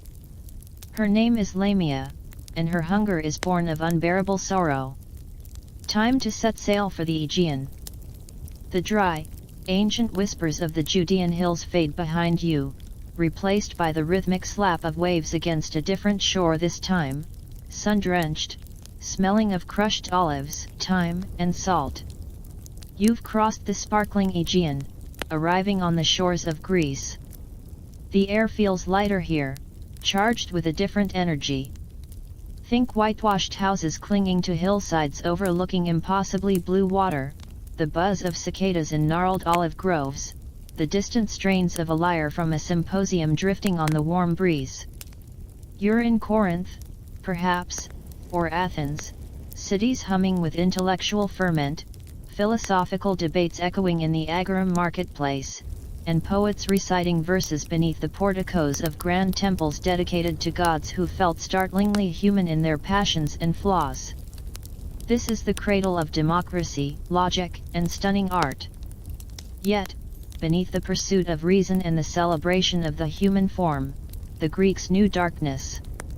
Their myths, recited by bards in flickering firelight, were saturated with primal fears, tragic flaws, and monsters born from the very heart of human suffering. And among these terrors, one figure stands out, not for inherent malice, but for a grief so profound it twisted into a monstrous hunger: Lamia. Picture the scene, not a dark wilderness, but the elegant, colonnaded courtyard of a wealthy Athenian home during a lively symposium. You recline on a cushioned couch, a kylix shallow wine cup in hand. The air is thick with the scent of roasted meat, spilled wine, and perfumed oils. Men debate politics and philosophy, poets recite, flute girls play. It's vibrant, sophisticated, a celebration of life and intellect. But as the evening deepens and the wine flows, the conversation might turn darker, to stories best told when shadows lengthen. Someone mentions Lamia. Her story isn't one of ancient wilderness demons, it's a tragedy. The mainstream version, recounted by philosophers and mythographers like Diodorus Siculus and hinted at in earlier sources, paints Lamia as a beautiful queen of Libya, beloved by Zeus himself. This divine favor ignited the searing jealousy of Hera, Zeus's perpetually wronged wife. In her vengeful rage, Hera inflicted an unimaginable horror: she murdered Lamia's children. The specifics vary, some say Hera killed them directly, others that she drove Lamia mad, causing the queen to destroy her own offspring in a fit of divine-induced insanity. The result was the same: Lamia, consumed by bottomless, shattering grief and rage. This agony didn't kill her, it transformed her. Her beauty curdled into monstrosity. Some accounts say Hera, relentless, cursed her with sleeplessness, forever denying her the oblivion of rest. Others say Zeus, pitying her torment but unable to undo Hera's hand, granted her the power to remove her own eyes so she wouldn't have to constantly see the horrifying memory of her loss. Driven mad by sorrow and the inability to rest, Lamia retreated into dark caves and the desolate places of the earth. But her grief didn't turn inward, it curdled outward into a terrible, predatory envy. Unable to bear the sight of other mothers with their living children, she became a child-snatching demon. She would slither into homes at night, her form now often depicted as half-woman, half-serpent, emphasizing her connection to the chthonic underworld, and steel infants. And what did she do with them? The chilling whisper: she drank their blood, consumed their vital essence, the life she had been so cruelly denied. Her monstrous actions were a grotesque mirror of her own unbearable loss, stealing the vitality she could no longer possess. The mainstream bit, understanding Lamia, requires understanding Greek tragedy and the nature of the gods. Her story is a classic Greek exploration of divine cruelty, Hera's jealousy, the devastating consequences of unchecked emotion, grief turning to monstrous rage, and the blurring of victim and monster. She wasn't born evil, she was made a monster by unbearable loss and divine pettiness. Figures like Lamia served as cautionary tales about the destructive power of passions and the capriciousness of the gods. She features prominently in later Greek literature and art, becoming a byword for a child-devouring monster, distinct from but often conflated with other figures like Jello, another child-snatching ghost demon. Her Libyan origin also reflects Greek perceptions of distant lands as places of exotic wonder and potential danger. The quirky, chilling tidbit: how did ancient Greek parents try to ward off Lamia's nocturnal visits beyond the usual prayers to protective deities like Hecate or Artemis? A particularly unsettling folk belief emerged. Remember the detail about Lamia removing her own eyes? Folk wisdom suggested she coveted replacement eyes. Therefore, one protective charm involved placing shiny objects, polished stones, bits of reflective metal, even carefully arranged seashells near a sleeping child. The idea was that Lamia, drawn to the gleam, would become distracted, trying to pick up the shiny objects to use as eyes.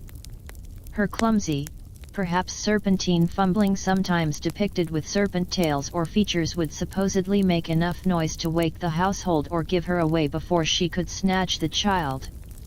Imagine a worried mother placing a smooth, dark river stone that caught the lamplight just so on the floor near her baby's crib, hoping the monster, blinded by grief, would be mesmerized by its gleam, fumble in the dark, and buy precious seconds. It's a poignant, desperate tactic born of profound fear, weaponizing the monster's own tragic mutilation against her. The academic murmur: is Lamia a vampire? She shares core traits: nocturnal predation, targeting infants, children, consuming life essence, blood, and causing wasting death. Her serpentine associations connect her to chthonic forces and rebirth decay cycles. However, the controversy is rich.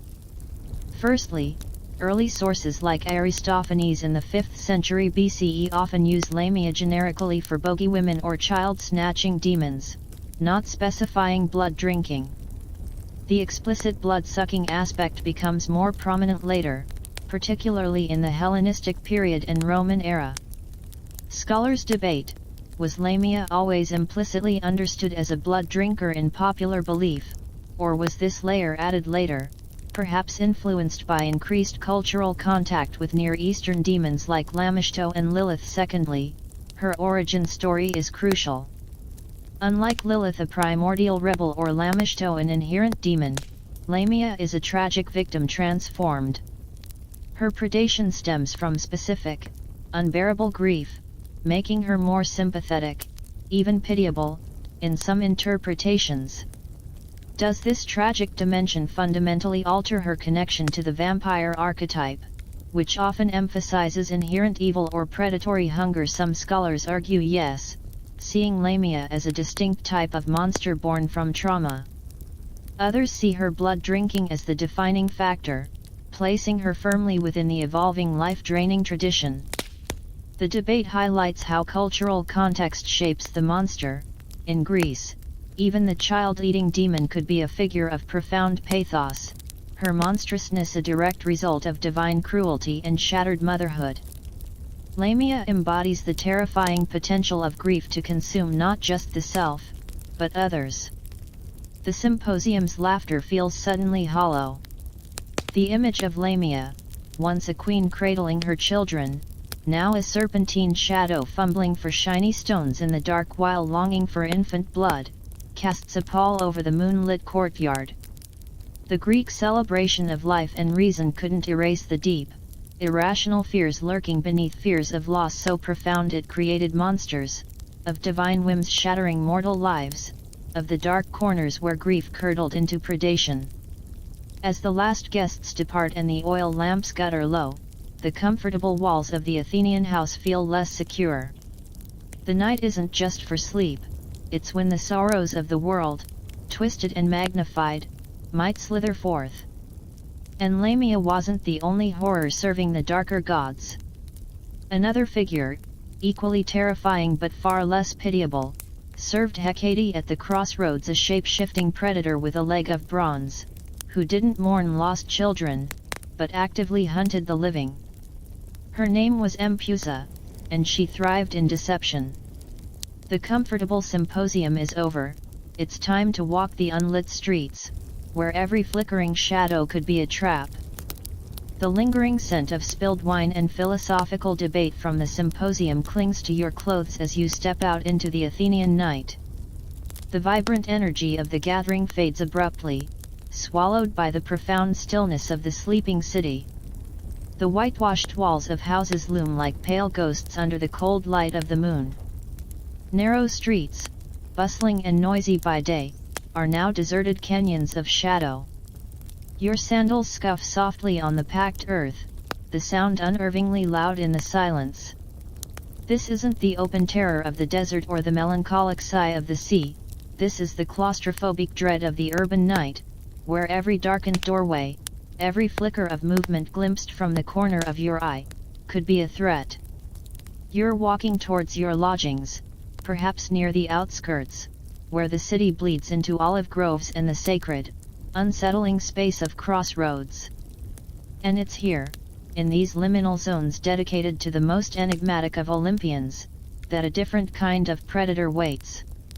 Forget Lamia's tragic sorrow, Empusa is pure, shape-shifting malice in service to the Queen of Ghosts. You quicken your pace instinctively. The warm breeze feels suddenly cold against your skin.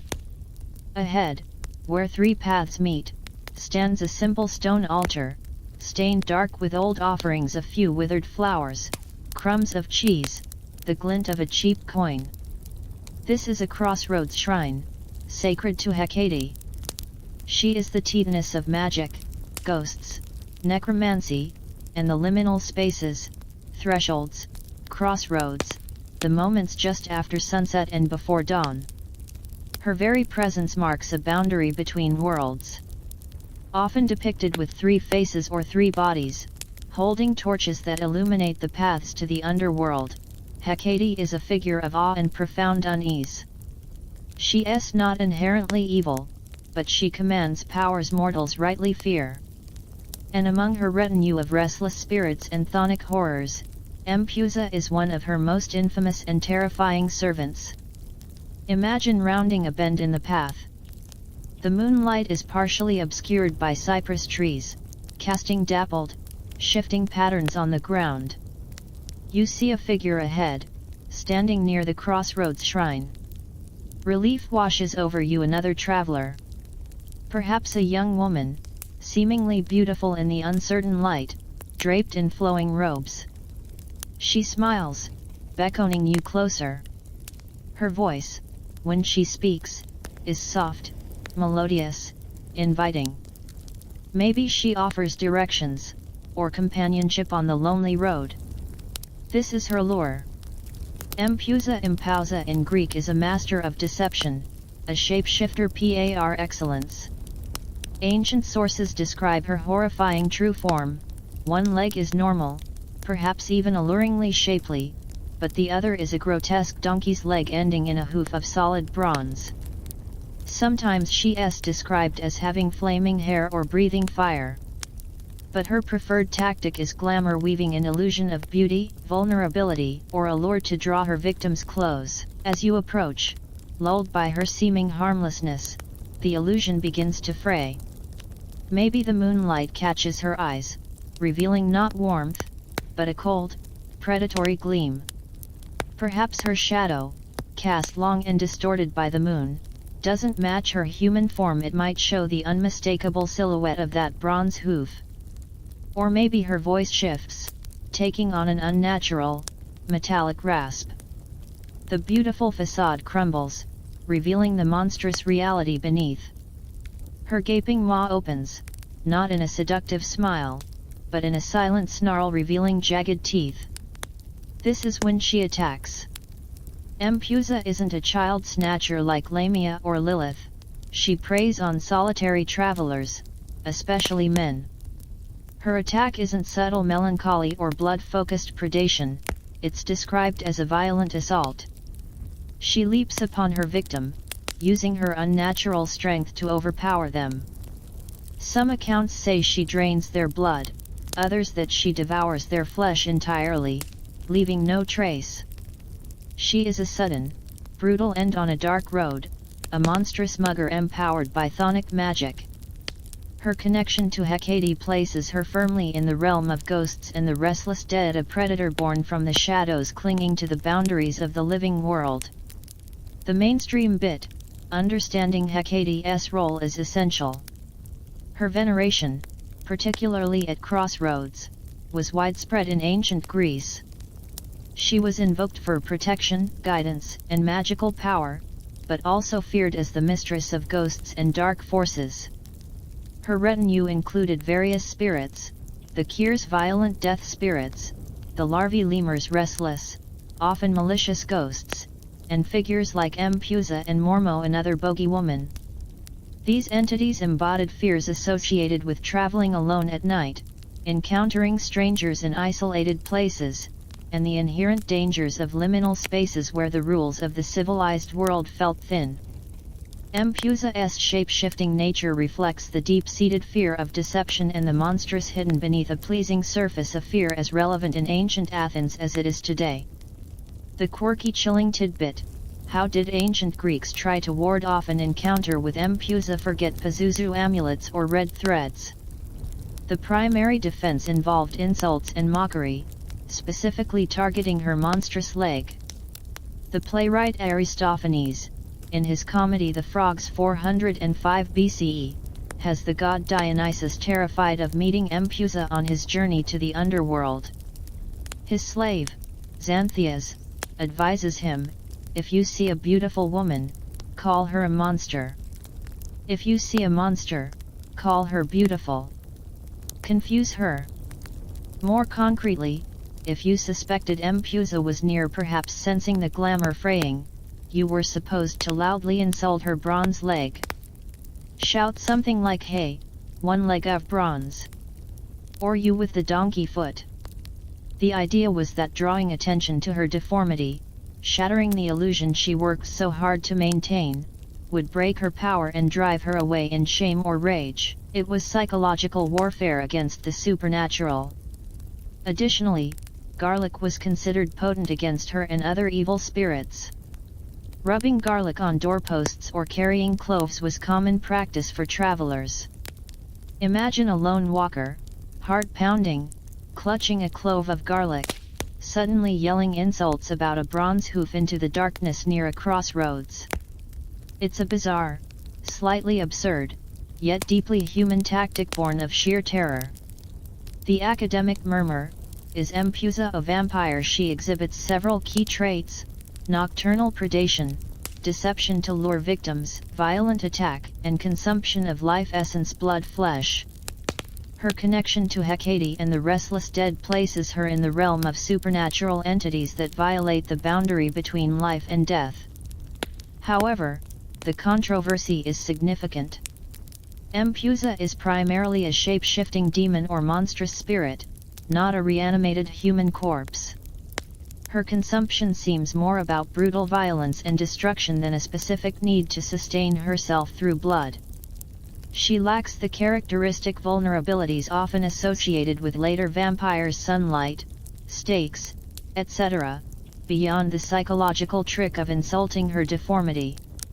Scholars debate: is Empusa's blood drinking a minor aspect of her general monstrous savagery, or is it a core part of her identity? Some see her as primarily a terror demon, an embodiment of the fear of violent robbery and murder on lonely roads, with the blood drinking being symbolic or secondary.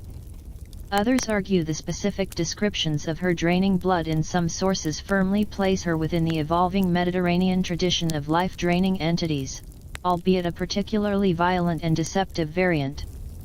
The core question is whether her primary modus operandi is theft of life force or infliction of terror and death through physical consumption. The evidence leans towards the latter, making her a terrifying monster, but perhaps less directly a vampire than Lamia or Lilith in the popular imagination. Mpusa represents the fear of the predator in disguise, the sudden, brutal end that walks on one human leg and one leg of cold, clanking bronze, serving the goddess who holds the keys to the land of the dead. A sudden rustle in the oleander bushes beside the path makes you jump, your heart hammering against your ribs. Was it just a cat or something pausing, listening for your next footfall? You grip the small clove of garlic you wisely picked up at the market tighter in your pocket. The crossroads shrine is behind you now, but the feeling of being watched lingers. Mpusa's threat is visceral, the fear of the stranger who isn't what they seem, the attack that comes without warning from the beautiful illusion. The Greeks, for all their philosophy, knew the night held teeth and bronze hooves. As you finally reach the safety of your lodging, bolting the sturdy wooden door behind you, the relief is palpable. But death, in Greece, wasn't always a monster from the crossroads. Sometimes, the danger lay much closer to home. Sometimes, the person buried with full rites in the family tomb, laid to rest with coins for Karen and prayers for peaceful passage, didn't stay peacefully dead. Sometimes, the earth itself seemed to reject them, and they return, not as a glorious hero like Achilles glimpsed in a dream, but as something bloated, hungry, and profoundly wrong.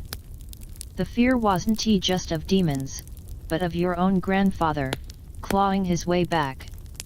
Tomorrow's path leads not to a shrine, but to a grave. Time to witness a Greek funeral, and the unsettling rituals designed for those who might not stay buried. The lingering chill of the crossroads and Mpusa's bronze hoof fades with the dawn. Sunlight, warm and reassuring, streams through the shutter slats of your Athenian lodging. The city awakens, the clatter of carts, the calls of vendors, the familiar hum of daily life pushing back the night's terrors. But today, your path leads away from the bustling agora, away from the philosophical debates. It leads to the quiet outskirts, to a place where the vibrant pulse of the city yields to a profound, watchful silence, the necropolis, the city of the dead. You're attending a Greek funeral, a ritual steeped in tradition, piety, and a deep-seated, practical fear. For while the Greeks celebrated life and reason, they understood that death was a transition fraught with peril, not just for the departed soul navigating the Styx, but for the living left behind. Sometimes, the dead didn't stay where they were put. The air outside the city walls is thick with the scent of cypress trees, tall, dark sentinels eternally associated with mourning. You follow a dusty path lined with simple stone markers and more elaborate family tombs carved into the hillside or standing as small, temple-like structures Naskoi. The mood is somber, respectful. You join a small procession. The body, washed, anointed with oil, and dressed in a simple white shroud, is carried on a bier. Close family members, their hair cut short as a sign of grief, lead the way, their lamentations rising and falling, not silent sorrow, but a raw, vocal outpouring considered essential for guiding the soul and appeasing the restless dead. The procession stops at the prepared grave, a simple trench or a chamber within a family tomb. Offerings are placed, small clay vessels lekithoi filled with oil for anointing, perhaps a favorite cup or toy for a child. And crucially, a coin, usually an obol, is placed in the mouth or on the eyes of the deceased. This is Karen's obol, payment for the grim ferryman who rows souls across the river Styx into Hades, the Greek underworld. Without it, the soul would be condemned to wander the desolate shores for 100 years, a restless, potentially dangerous shade. As the body is lowered into the earth or sealed within the tomb, the rituals intensify. Libations of wine, milk, and honey are poured onto the grave, soaking into the thirsty earth sustenance for the journey below. A funeral feast paridipnon might be held nearby, strengthening the living and symbolically including the deceased one last time. The grave is then covered, the earth packed down. The message is clear, the transition is complete. The living world and the realm of Hades are separate. Or are they? Because woven through these rituals is a pervasive, unspoken dread, the fear of the unquiet dead. The Greeks had a specific term for a corpse that refused to decompose properly or caused trouble for the living, vrykolaikos, a term more commonly associated with later Slavic folklore, but with conceptual roots stretching back to ancient Greek anxieties. While the classic blood-drinking vampire wasn't fully formed, the potential for a corpse to become dangerous was very real in the Greek imagination. The mainstream Greek funerary practices were elaborate and deeply significant. They served multiple purposes, honoring the deceased, providing for their needs in the afterlife, hence grave goods and libations, marking the social status of the family, and crucially, facilitating the soul's passage to Hades and preventing its return. The Karen Abel ritual was paramount. Belief in Hades, ruled by Pluto, Hades and Persephone, structured their understanding of the afterlife, a shadowy, joyless place for most, but preferable to being a lost, wandering ghost. Proper burial was a fundamental duty ta nomizomena, and denying it, as happened to traitors or enemies, was considered a terrible curse, condemning the soul to unrest. Philosophers might debate the soul's immortality, but popular belief held firm to the necessity of ritual for peaceful transition. The quirky, chilling tidbit: how did the Greeks handle a corpse that seemed wrong? Signs of an unquiet dead or potential vrykolaikos included the body failing to decompose at the expected rate, appearing bloated or ruddy instead of pale and desiccated, strange sounds, moans, knocking reported from the tomb, plagues or misfortune striking the family or village shortly after burial, or disturbing dreams featuring the deceased acting aggressively or demanding something. If such signs arose, the response wasn't passive fear, but grimly practical ritual action. The grave might be reopened. If the body showed signs of unnatural preservation or peculiar marks, it could be subjected to apotropaic measures, nailing down. The corpse might be pinned to the earth within the grave using large iron nails driven through the shroud into the soil below, physically anchoring it. Decapitation or limb removal: in extreme cases, the head or limbs might be severed and placed at the feet or away from the torso, disrupting its wholeness and symbolic power. Staking: while not the wooden stake through the heart of later vampire lore, some evidence suggests piercing the body with a stake or large nail, particularly through the abdomen or chest, to deflate it or pin it down. Cremation: if inhumation burial had been used initially, the body might be exhumed and cremated, reducing it to ash, seen as a more definitive way to release or destroy the restless spirit. Weighting: heavy stones might be placed on top of the body in the grave. Archaeologists have found graves exhibiting these practices, particularly from the Greek islands and later Hellenistic periods. Imagine the grim scene: the family, filled with dread and grief, forced to exhume their loved one, only to find the body uncannily preserved. The subsequent ritual mutilation wasn't hatred, but a desperate, terrifying act of protection, a physical solution to a supernatural problem, ensuring the dead stayed dead. The academic murmur: the Greek concept of the unquiet dead vrykolaikos precursor is a crucial step in the vampire's evolution, but it sparks intense debate. Was this an early form of the revenant vampire? The signs: lack of decay, plague, aggression and responses. Staking, dismemberment strongly parallel later vampire folklore.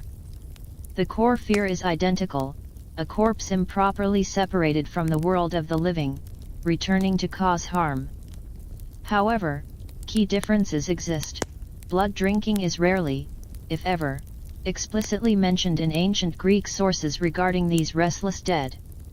The harm caused is more often plague, nightmares, or general misfortune, rather than targeted attacks on individuals for sustenance. The entity is primarily a physical corpse causing metaphysical trouble, not necessarily a sentient, predatory being. The controversy centers on interpretation and connection. Are these Greek practices the direct precursor to the Slavic upper or vrikolakis, which explicitly involved blood drinking, transmitted through cultural exchange, or are they independent manifestations of a universal human fear, the terror of the corpse that doesn't decay, the body that refuses the natural order? Some scholars point to finds like the 4th century BCE burial on the island of Lesbos, where a middle-aged woman was buried, with heavy pottery shards arranged over her body, suggesting restraint, as evidence for deep-rooted fears. Others argue the lack of blood drinking in the evidence is significant, placing the Greek restless dead in a different category. The debate highlights that the corporeal aspect of the undead threat, the fear of the physical body returning, finds strong, tangible expression in ancient Greece, complete with rituals that eerily foreshadow vampire slaying techniques, even if the specific bloodlust narrative isn't fully articulated here. It shows a society grappling with the visceral horror of death gone wrong. The earth is finally packed down over the grave once more, perhaps more firmly than before. The scent of libations mingles with the dust. The mourners turn away, leaving the quiet company of cypress trees and stone markers. The rituals are complete, the precautions taken. Yet, a lingering unease hangs in the air, thicker than the incense burned. The boundary between the living city and this quiet city of stone feels fragile. The Greeks honored their dead, but they also feared them, feared the body that wouldn't rest, the soul denied passage, the earth that seemed to reject its burden. They developed rituals not just of farewell, but of containment. As you walk back towards the sounds of Athens, the sun feels less comforting. Death wasn't just a journey for the soul, it was a physical state that needed careful, sometimes brutal, management. But the Mediterranean world held another empire, one that would take ancestor veneration to new heights and depths. Your path now leads west, to the disciplined, sprawling heart of Rome. There, amidst marble forums and sprawling villas, the dead weren't just buried, they were invited back for dinner, but only if they behaved. The line between revered ancestor and hungry ghost was perilously thin, marked by beans and midnight silence. Time to witness the Lemuria. The warm, golden light of Attica fades into a sharper, more ordered brilliance. You've crossed the Adriatic, arriving in the heart of the Roman Empire, perhaps during the reign of Augustus himself. The air hums with a different energy, disciplined, ambitious, monumental. Think broad, paved streets thronged with citizens in togas, merchants hawking wares from across the known world, the imposing facades of temples and basilicas gleaming with marble and travertine. Aqueducts stride across the landscape on impossible arches, bringing life-giving water to fountains and baths. The Forum Romanum pulses with political intrigue, legal disputes, and the sheer spectacle of imperial power. Order, disciplina and pietas are the bedrock of Roman society. Central to pietas was the veneration of ancestors, the manes benevolent spirits of the departed, and the lares protective household gods often deified ancestors. Families maintained small household shrines, lararia, offering daily prayers, wine, and morsels of food to ensure their ancestors' continued favor and protection. Death wasn't an end, but a change in status within the family lineage. Yet, beneath this profound reverence, flowed an equally deep undercurrent of dread. Not all the dead were benevolent guardians. Some spirits returned not with blessings, but with a chilling, insatiable hunger. And once a year, in the depth of May, the city held its breath for the Lemuria. It's the dead of night. The bustling sounds of Rome are utterly silenced. No carts rumble, no voices call out. The moon, high and cold, casts long, stark shadows across the empty, echoing streets. You're in the atrium of a wealthy domus. The central pool impluvium reflects the moonlight like a dark mirror. The air is thick with silence and something else, a watchful tension. The master of the house, the paterfamilias, stands barefoot on the cool mosaic floor. He's performing a ritual older than the Republic itself, a ritual passed down through generations, designed for one purpose, to appease or banish the larvae. These were not the honored manes, they were the restless, malevolent dead ghosts driven by envy, spite, or improper burial, who returned to haunt the living. They were often associated with those who died prematurely, violently, or without descendants to tend their memory. The Lemuria May 9th, 11th, and 13th was their time, when the veil between worlds was thin, and these hungry ghosts walked. The paterfamilias performs the ritual with meticulous, ancient precision. He washes his hands pure lust ratio. Then, at midnight, he makes the sign of the fig, a potent apotropaic gesture made by closing the fist with the thumb protruding between the index and middle fingers, symbolizing fertility and warding off evil. He walks through the darkened, silent house, barefoot to move quietly and avoid attracting attention. As he walks, he spits black beans from his mouth, casting them behind him onto the floor without looking back. With each spit bean, he intones 9 times a sacred number, hec ego mito, his redimo make meos qui fabis. With these beans, I redeem me and mine. The beans are the offering, the ransom payment. He's literally buying back the safety of his household from the hungry ghosts. After casting the beans throughout the house, he ritually washes his hands again. Then comes the crucial part. He clashes bronze symbols together, creating a sudden, jarring cacophony in the profound silence. Finally, he banishes the ghosts with the command spoken 9 times, Manes ecite paterni. Ghosts of my fathers, depart. The ritual ends with him carefully not looking back as he leaves the room, ensuring no ghost follows. The beans are left where they fell, a sacrifice consumed by the unseen larvae. Silence reclaims the house, hopefully now emptied of its unwelcome visitors. The mainstream bit, the Lemuria, is a cornerstone of understanding Roman attitudes towards the dead. It starkly illustrates the dual nature of Roman afterlife beliefs, profound reverence for benevolent ancestors Manes, Lares coexisting with deep fear of the malevolent or restless dead larvae, lemurs. The ritual itself, described by the poet Ovid in his Fasti, a poetic calendar, emphasizes apotropaic magic using symbolic actions, beans as ransom, noise to frighten, to protect the household. It highlights the Roman belief in the ongoing relationship between the living and the dead, governed by ritual obligation pietas. Neglecting these rites risked ancestral displeasure or, worse, attracting the envious, destructive larvae. The Lemuria underscores that even in the heart of a vast, rational empire, primal fears of the hungry dead persisted. The quirky, chilling tidbit: why black beans? The symbolism is multi-layered. Beans were considered nutritious and life-sustaining, a fitting food offering for spirits. Their dark color associated them with chthonic forces, underworld gods. But crucially, beans were also believed to be hollow, potentially serving as vessels for spirits. Spitting them behind without looking was key. It was a payment tossed blindly into the darkness for the unseen entities, a symbolic substitution. The act of spitting itself, spura, had apotropaic power, a physical expulsion of evil. Imagine the master of the house, alone in the moonlit silence, spitting mouthfuls of hard, dry beans onto his own expensive floors, trusting that these humble legumes would satisfy the spectral hunger lurking in the shadows. It's a bizarre, slightly grotesque, yet deeply serious act of domestic defense. Also, the 9 repetitions weren't arbitrary.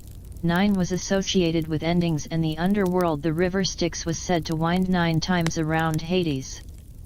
The academic murmur, the larvae lemurs are pivotal in the vampire concept's evolution, sparking key debates. Are they Roman vampires? They exhibit core traits, returning from the dead, operating at night specifically during the Lemuria, causing harm, haunting, bringing sickness or misfortune, and requiring specific apotropaic rituals to appease or banish. The bean offering could be interpreted as symbolic food for their hunger. However, significant differences exist. Explicit blood drinking is absent from Roman descriptions of larvae.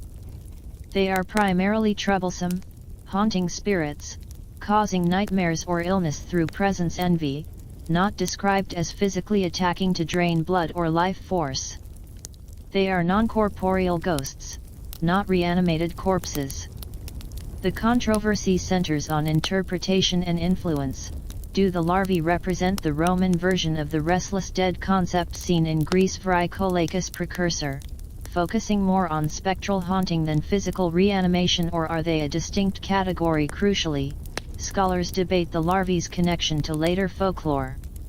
Did Roman practices and beliefs about malevolent, hungry ghosts like the Lemuria ritual directly influence the development of medieval European vampire myths, particularly as the empire expanded into regions like the Balkans? Or was the later vampire a separate development? Some see the Lemuria as evidence of a pan-Mediterranean fear of the hungry ghost that fed into later traditions. Others argue the lack of blood drinking and physical undead aspects makes the larvae a different kind of entity. The debate highlights that the fear of the dead returning with malicious intent and a need to be appeased was deeply ingrained in Roman culture, manifesting in an annual, city-wide ritual of bean spitting and bronze clanging to buy off the spectral menace. It shows that even the Romans, masters of the known world, trembled at the thought of their own unsatisfied dead creeping back in the silent hours before dawn. The final clang of the bronze cymbal fades into the heavy silence. The paterfamilias pads out of the atrium, carefully avoiding the scattered beans glinting dully in the moonlight. He doesn't look back. The house feels empty, cleansed, for now. But the scent of the night air, cool and carrying the distant smell of the Tiber, feels charged. The beans lie on the floor, a ransom paid in the dark.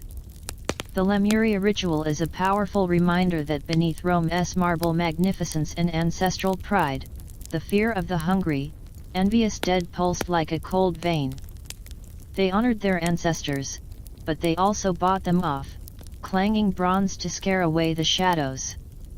As the first grey light of dawn creeps over the Palatine Hill, the city slowly stirs. The beans will be swept away, normalcy restored.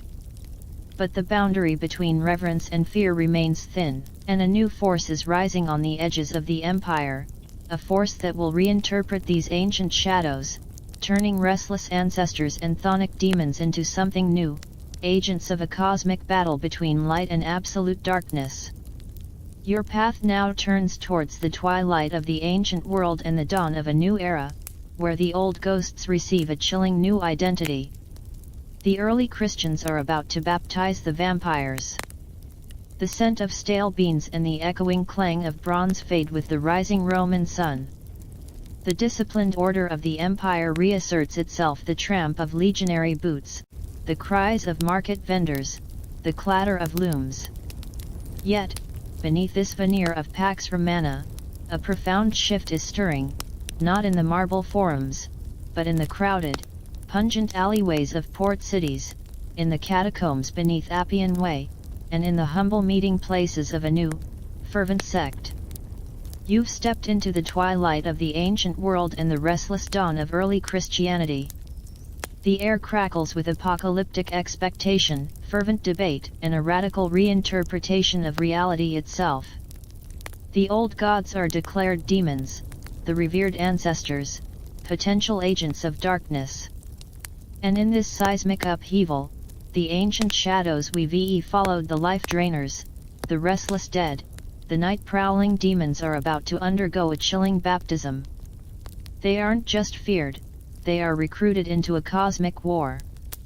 You find yourself perhaps in Antioch or Ephesus, bustling melting pots where Greek philosophy, Roman administration, Jewish tradition, and diverse Near Eastern cults collide.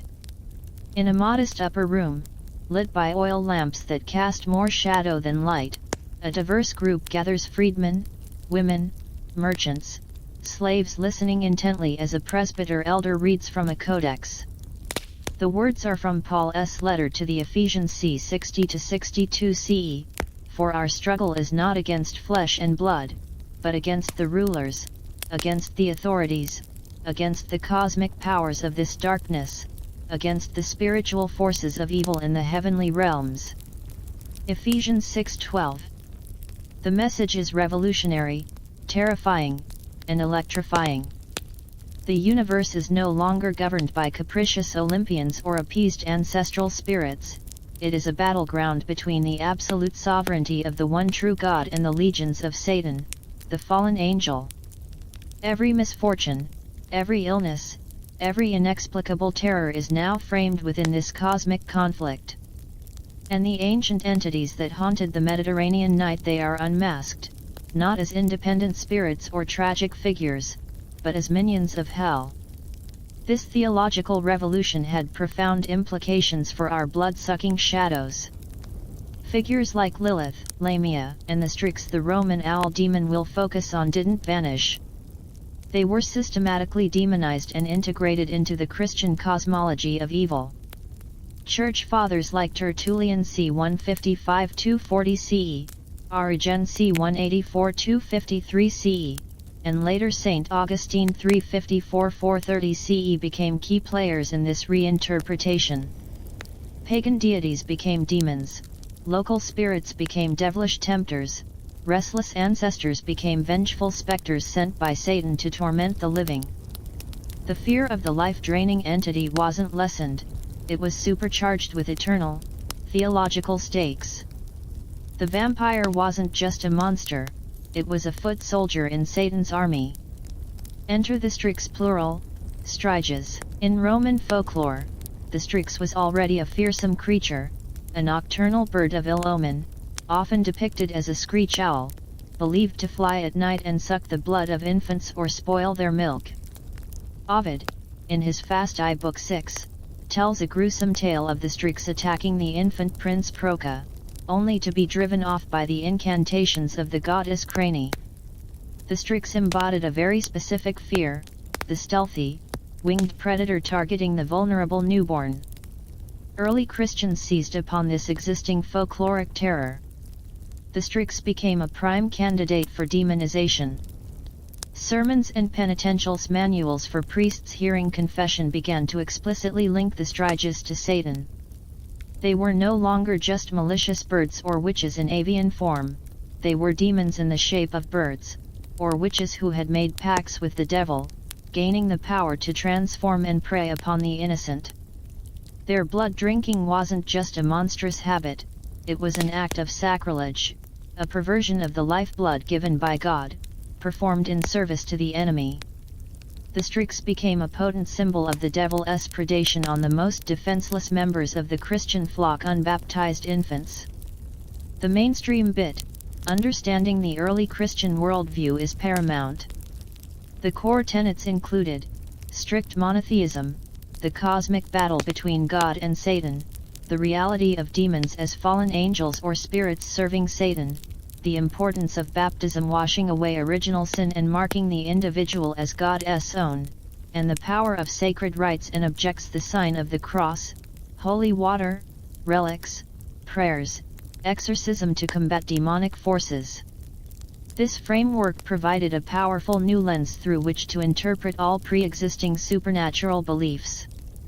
Pagan practices became superstition or witchcraft, actively dangerous. Local spirits were demons in disguise. The Church positioned itself as the sole authority capable to diagnose and combat these threats. Figures like Saint Augustine in works like De Civitate Dei, the City of God, were instrumental in articulating this demonological synthesis, absorbing and redefining pagan entities within the Christian narrative of sin and redemption. The quirky, chilling tidbit: how did early Christians physically defend against the newly baptized demons? The methods combined existing folk practices with potent new Christian symbolism. The power of the cross. Simply making the sign of the cross over a cradle or doorway was believed to repel the demonic bird. Its shape invoked Christ's victory over death and evil. Holy water. Sprinkling water blessed by a priest, holy water, around the infant's room or on the threshold created a sanctified barrier. Sacred words. Writing protective verses from scripture like Psalms or the names of angels or saints on strips of parchment and placing them near the child. The Logos Word of God was seen as inherently powerful against demonic speech or presence. Baptismal echoes. A specific practice involved placing a small piece of the baptismal chrism, the holy oil used in baptism, near the infant, or even mixing a tiny drop into their milk or water. This directly invoked the protective seal of baptism, the sacrament that washed away sin and claimed the child for Christ, making them a less vulnerable target for Satan's minions. Imagine a worried mother carefully tucking a tiny scrap of linen soaked in fragrant holy oil beneath her sleeping baby's mattress, a tangible fragment of the sacred rite binding the child to divine protection against the winged, blood-drinking horror lurking outside the window.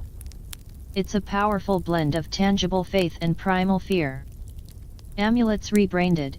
Lead amulets: Calliria, inscribed not with the names of pagan gods or demons like Pazuzu, but with Christian symbols: Chiro, fish, biblical quotes, or invocations to Christ, Mary, or angels, became common protective devices against the striges and other demonic threats. The academic murmur: did early Christians invent the vampire? No, but they fundamentally reshaped its identity and amplified its threat. The Strix exemplifies this. Christians didn't create the blood-drinking night bird myth. They inherited it from Roman and ultimately Greek Etruscan folklore. However, by explicitly linking it to Satan, they elevated it from a local terror to an agent of cosmic evil. They provided a powerful theological framework explaining why such entities existed, Satan's envy of God's creation and how to combat them: faith, sacrament, church authority. The controversy lies in assessing the extent of this transformation and its direct link to the medieval vampire. Some scholars argue figures like the Strix remained primarily folkloric childbed demons, distinct from the later corpse-revenant vampires of Slavic lore. Others see the demonization process as crucial. By defining all life-draining entities as servants of Satan, Christianity created a unified category of demonic predator that could later absorb and reinterpret local revenant myths encountered as the faith spread north and east. The theological justification for why a corpse might rise: demonic possession, divine punishment for sin, lack of proper Christian burial, excommunication was largely forged in this early period. The key debate: was the early Christian demonization of figures like the Strix and Lamia the direct catalyst for the fully formed medieval vampire, or did it simply provide a powerful language and justification later applied to pre-existing Slavic Nordic revenant beliefs? The evidence suggests a complex interplay. The Christian framework provided the cosmic stakes and the demonic label, which proved incredibly adaptable when encountering diverse European folk traditions about the walking dead. The Strix, baptized in the fires of early Christian demonology, became a potent archetype of Satan's predation, paving the way for the vampire to emerge not just as a monster, but as a heretic, an apostate corpse, an enemy of God. The presbyter closes the codex. The lamps flicker, making the protective symbols scratched near the doorway seem to dance. Outside, the city noise feels distant, muffled. The infant in the corner cradle sleeps peacefully, unaware of the cosmic war being waged for its soul, or the winged demons newly enlisted in the enemy's ranks. The air in the room is thick with faith, fervor, and a newly defined dread. The ancient shadows haven't dissipated, they've been given uniforms and a commander. The fight against the life drainers is no longer a matter of clay biscuits or spilt beans, it's a holy war. As you step back into the bustling Roman street, the cries of hawkers and the rumble of carts feel strangely mundane. The real struggle, you now know, is invisible, fought with prayers, holy oil, and the sign of the cross against creatures of the night rebranded as hell's own shock troops. The echoes of this theological revolution will ripple through crypts and cathedrals for centuries to come. The stage is set for the vampire's medieval metamorphosis. Your journey through the ancient world concludes not with an end, but with a chilling new beginning. The final whispers of the old gods mingle with the chanting of monks. Time for the last chapter, and a gentle descent into sleep. The bustling streets of Antioch or Ephesus, thick with the cries of hawkers, the scent of spices, and the weight of empire, seem to dissolve around you. The air grows still, thick with the smell of damp earth, extinguished candle wax, and something else, the faint, lingering trace of sanctified oil. You're no longer in a bustling Roman metropolis, but deep within the cool, echoing silence of the catacombs beneath a growing Christian community, perhaps outside Rome itself. Rough-hewn walls of tufa stone press close. Niches line the passages, sealed with marble slabs or simple terracotta tiles, each bearing a name, a prayer, a fish symbol scratched into the surface. Ichthys, the secret sign. Flickering oil lamps cast long, dancing shadows that make the carved anchors and doves seem to flutter. This is the city beneath the city, the resting place of the faithful. Here, amidst the bones of martyrs and merchants, widows and children, the ancient whispers of the restless dead meet the newly forged armor of faith. The early Christian reinterpretation of the world is complete, and the shadows have been given a terrifying new master. The life drainers haven't vanished, they've been conscripted. You stand before a simple loculus, sealed recently.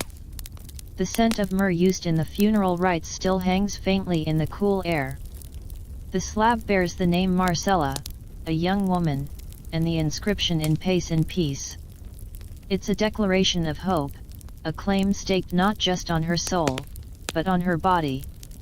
For the early Christians, death wasn't an end, nor merely a shadowy existence like Hades. It was dormition, a falling asleep awaiting the glorious resurrection of the body at Christ's return. The corpse wasn't just a shell, it was the temple of the Holy Spirit, 1 Corinthians 6:19, destined for transformation. Proper burial within the community catacomb, near the tombs of saints and martyrs, was crucial. It signified belonging, hope, and protection. Yet, paradoxically, this profound hope coexisted with a heightened, theologically charged fear. If the body was sacred, its violation or corruption became not just misfortune, but spiritual warfare. And if a body didn't rest peacefully, if strange happenings occurred near a grave, if illness struck those who tended it, this wasn't the caprice of a larvae or the neglect of Karen's Abel, it was evidence of demonic assault or divine judgment. Church fathers like Tertullian, Origen, and especially Saint Augustine provided the intellectual framework. Augustine, in his monumental De Civitate Dei, the City of God, c. 413–426 CE, articulated a comprehensive demonology. Pagan gods, demons, masquerading to deceive humanity. Book 8. Maleficent spirits like Lamia or the Strix, unquestionably demons in service to Satan, the ancient enemy. The restless dead, their disturbance could be caused by demons manipulating the corpse, or it could be the soul itself, denied heavenly peace due to unconfessed mortal sin, excommunication, or improper burial outside the sanctified ground of the community, languishing in a state of torment that manifested physically. The vampire myth wasn't born here, but it received its theological justification and demonic uniform. A corpse rising to plague the living wasn't just a folkloric terror, it was a walking heresy, a desecrated temple, a sign of Satan's grip on the world or the terrible consequences of straying from God's grace. The ancient fear of life drain gained eternal, cosmic stakes. Consider the Strix now, through this new lens. The Roman owl demon that stole infants' blood wasn't eradicated by Christian prayers. It was reclassified. Sermons, penitentials like the influential penitential of Theodore in the 7th century, and popular homilies explicitly declared the Strix a demon, or a witch who had bartered her soul to Satan for the power of flight and shape-shifting. Its blood drinking became more than predation, it was a sacrilegious inversion of the Eucharist, Satan's perverse mockery of Christ's life-giving blood. The protection shifted accordingly. Baptism became the paramount shield marking the infant as Christ's own, washing away original sin that might make one vulnerable. Holy water, blessed by priests invoking God's power, sprinkled on cradles and thresholds, created barriers. The sign of the cross, made with faith, was a sword against darkness. Relics of saints, fragments of bone, cloth touched to martyrs' tombs placed near the vulnerable, radiated holy power that repelled the demonic. Even lead amulets persisted, but now inscribed not with Pazuzu's snarling visage, but with crosses, the Chiro symbol, fish ichthys, or phrases like Vade retro satana. Begone, Satan. The tools were spiritual, the battlefield cosmic. The fear remained, but its source was newly defined and infinitely more terrifying, not random spirits, but the organized legions of hell. The mainstream bit, the theological synthesis of St. Augustine, is the cornerstone. His work consolidated Christian doctrine, defining original sin, divine grace, the nature of evil as privation, not a substance, but wielded by Satan, the resurrection of the body, and the hierarchical nature of the demonic. He argued demons could manipulate matter, including corpses, within limits permitted by God. This framework provided the language and logic for interpreting all supernatural disturbances, including restless graves, as manifestations of the cosmic conflict. The establishment of Christian burial rites and consecrated ground catacombs, later churchyards, was equally crucial. Burial ad sanctos near saints offered protection, burial outside the community, or of excommunicants' suicides, was seen as perilous. The Church's growing monopoly on spiritual authority meant priests became the primary exorcists and interpreters of the unseen, replacing the IPU or household paterfamilias. The quirky, chilling tidbit: how did the fear manifest in tangible practices beyond baptism and holy water? Look to the burials themselves.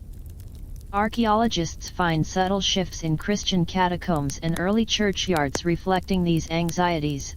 Heavy lid ceiling, stone slab ceiling loculi or sarcophagi become thicker, sometimes clamped with iron. Not just practical, it symbolically and physically contained the sacred body, preventing demonic manipulation or unwanted egress. Prone burial: some burials, particularly those suspected of being problematic unbaptized infants, possible suicides buried grudgingly in a corner, are found placed face down. The logic: if the corpse did try to rise, it would dig deeper into the earth, not towards the living world. Amulets reborn: small crosses or rings with Christian symbols are sometimes found placed within the shroud or grasped in the hand of the deceased, not just for hope, but as a permanent apotropaic shield for the body awaiting resurrection, guarding it against demonic violation in the grave. Lime in graves: evidence shows lime sometimes spread over or around bodies in early Christian graves. While partly practical for decomposition, it also carried symbolic weight. Lime purified, burned corruption, and perhaps was seen as anathema to demons seeking to inhabit the corpse. Imagine the grave diggers carefully sprinkling white, caustic powder over Marcella's shrouded form before sealing the stone, a final, gritty barrier against the enemy's touch. The academic murmur: Did early Christianity create the medieval vampire? The debate is nuanced. Early Christianity didn't invent the concept of the dangerous restless dead. The Greeks feared the Vricolaicus precursor, Romans the larvae. However, it provided the definitive theological framework and demonic association that allowed these disparate folk beliefs to coalesce, especially in the medieval period. By demonizing all pre-existing life-draining entities, Lilith, Lamia, Strix, providing a theological reason for corpse reanimation, demonic possession, divine punishment for sin, excommunication, linking corpse desecration profanation to satanic influence, establishing sacred versus profane burial grounds. Christianity created the ideological crucible in which local revenant myths could be reinterpreted as vampires, not just dangerous corpses, but heretical, demonic entities actively opposing God. The controversy lies in the transmission and specifics. Did Augustine's demonology directly cause the vampire panics of 18th century Serbia? Probably not linearly, but did it provide the essential language, justification, and supernatural bureaucracy? Demons, Satan, sacrilege, holy protections that medieval and early modern Christian communities used to understand, fear, and combat the walking dead they encountered. Absolutely. The early Christians took the ancient, multifaceted fear of the life-draining shadow and forged it into a weapon in their cosmic narrative, setting the stage for the vampire to emerge not merely as a monster, but as an apostate corpse, a desecrated relic, a soldier in Satan's war against the living and the resurrected God. The baptism was complete. The ancient ghosts now marched under a new, infernal banner. The lamp you held, casting its small, defiant pool of light against the hungry dark of Sumerian underworlds and Roman Lemurian nights, flickers low now. Its warm glow isn't needed to ward off specifics anymore. Instead, it becomes a gentle beacon, a reminder of the countless hands that held similar lights across millennia, the mother tying the red thread, the sailor clutching garlic by the crossroads, the priest blessing water, the scribe etching prayers onto clay or parchment. That shared human act, that stubborn refusal to let the darkness have the final word, feels like the truest legacy. Not the monsters themselves, but the enduring, weary yet resilient pulse of life pushing back against the consuming chill. The scholarly debates was lamished. Oh, really the first vampire? Did the Udam siphon essence or just bring fever? Lose their urgent grip? They drift like motes of dust in a sunbeam, interesting, intricate, but ultimately settling into the quiet hum of history. The certainty of definitions blurs. Were they demons, ghosts, primordial spirits, or simply the names we gave to the oldest, deepest fears whispered around fires since language began? The fear of the dark that moves, the fear of the life leaving and something else taking its place, the fear of the earth not holding what it should. The distinctions soften into a profound, universal ache, the vulnerability inherent in the spark of life itself, flickering in a vast, often indifferent, cosmos.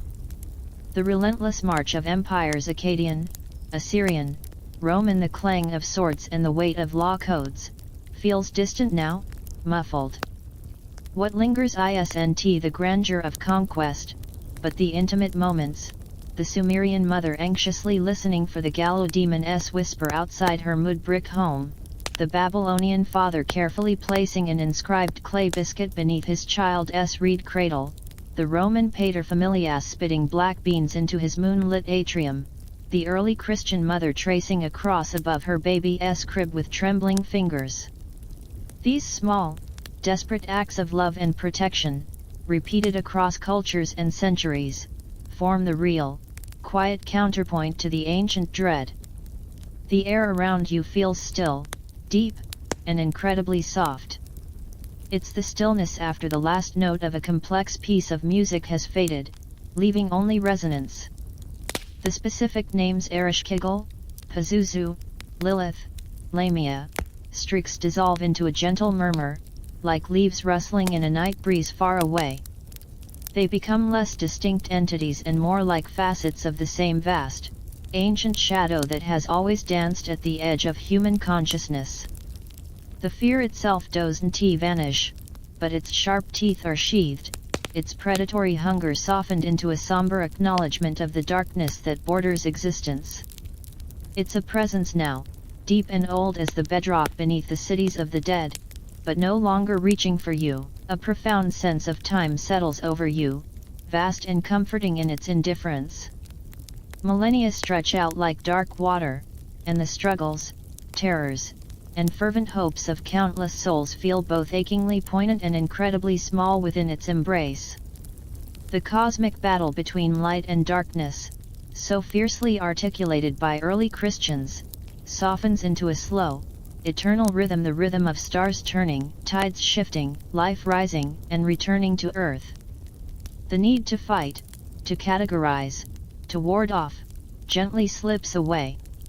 There's a peace in simply being within this immense, ancient flow, acknowledging the shadows without needing to conquer them. Your breathing slows, deepening, matching the slow pulse of the earth beneath you. The tension held in your shoulders, perhaps unconsciously carried since stepping into Uruk's dusty streets, melts away.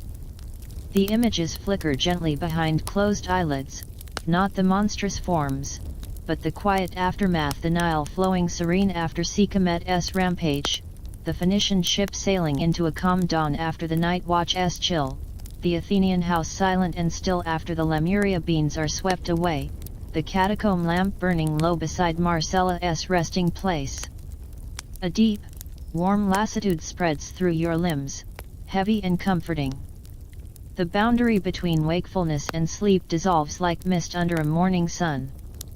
The ancient whispers merge with the gentle sigh of your own breath, a lullaby woven from the echoes of time. The world outside the window, the familiar contours of your room, feels impossibly distant, safe, and wrapped in a profound, velvety silence. The last conscious thought is not of fear, but of the incredible, fragile thread of life persisting through the long night of history, finally finding rest.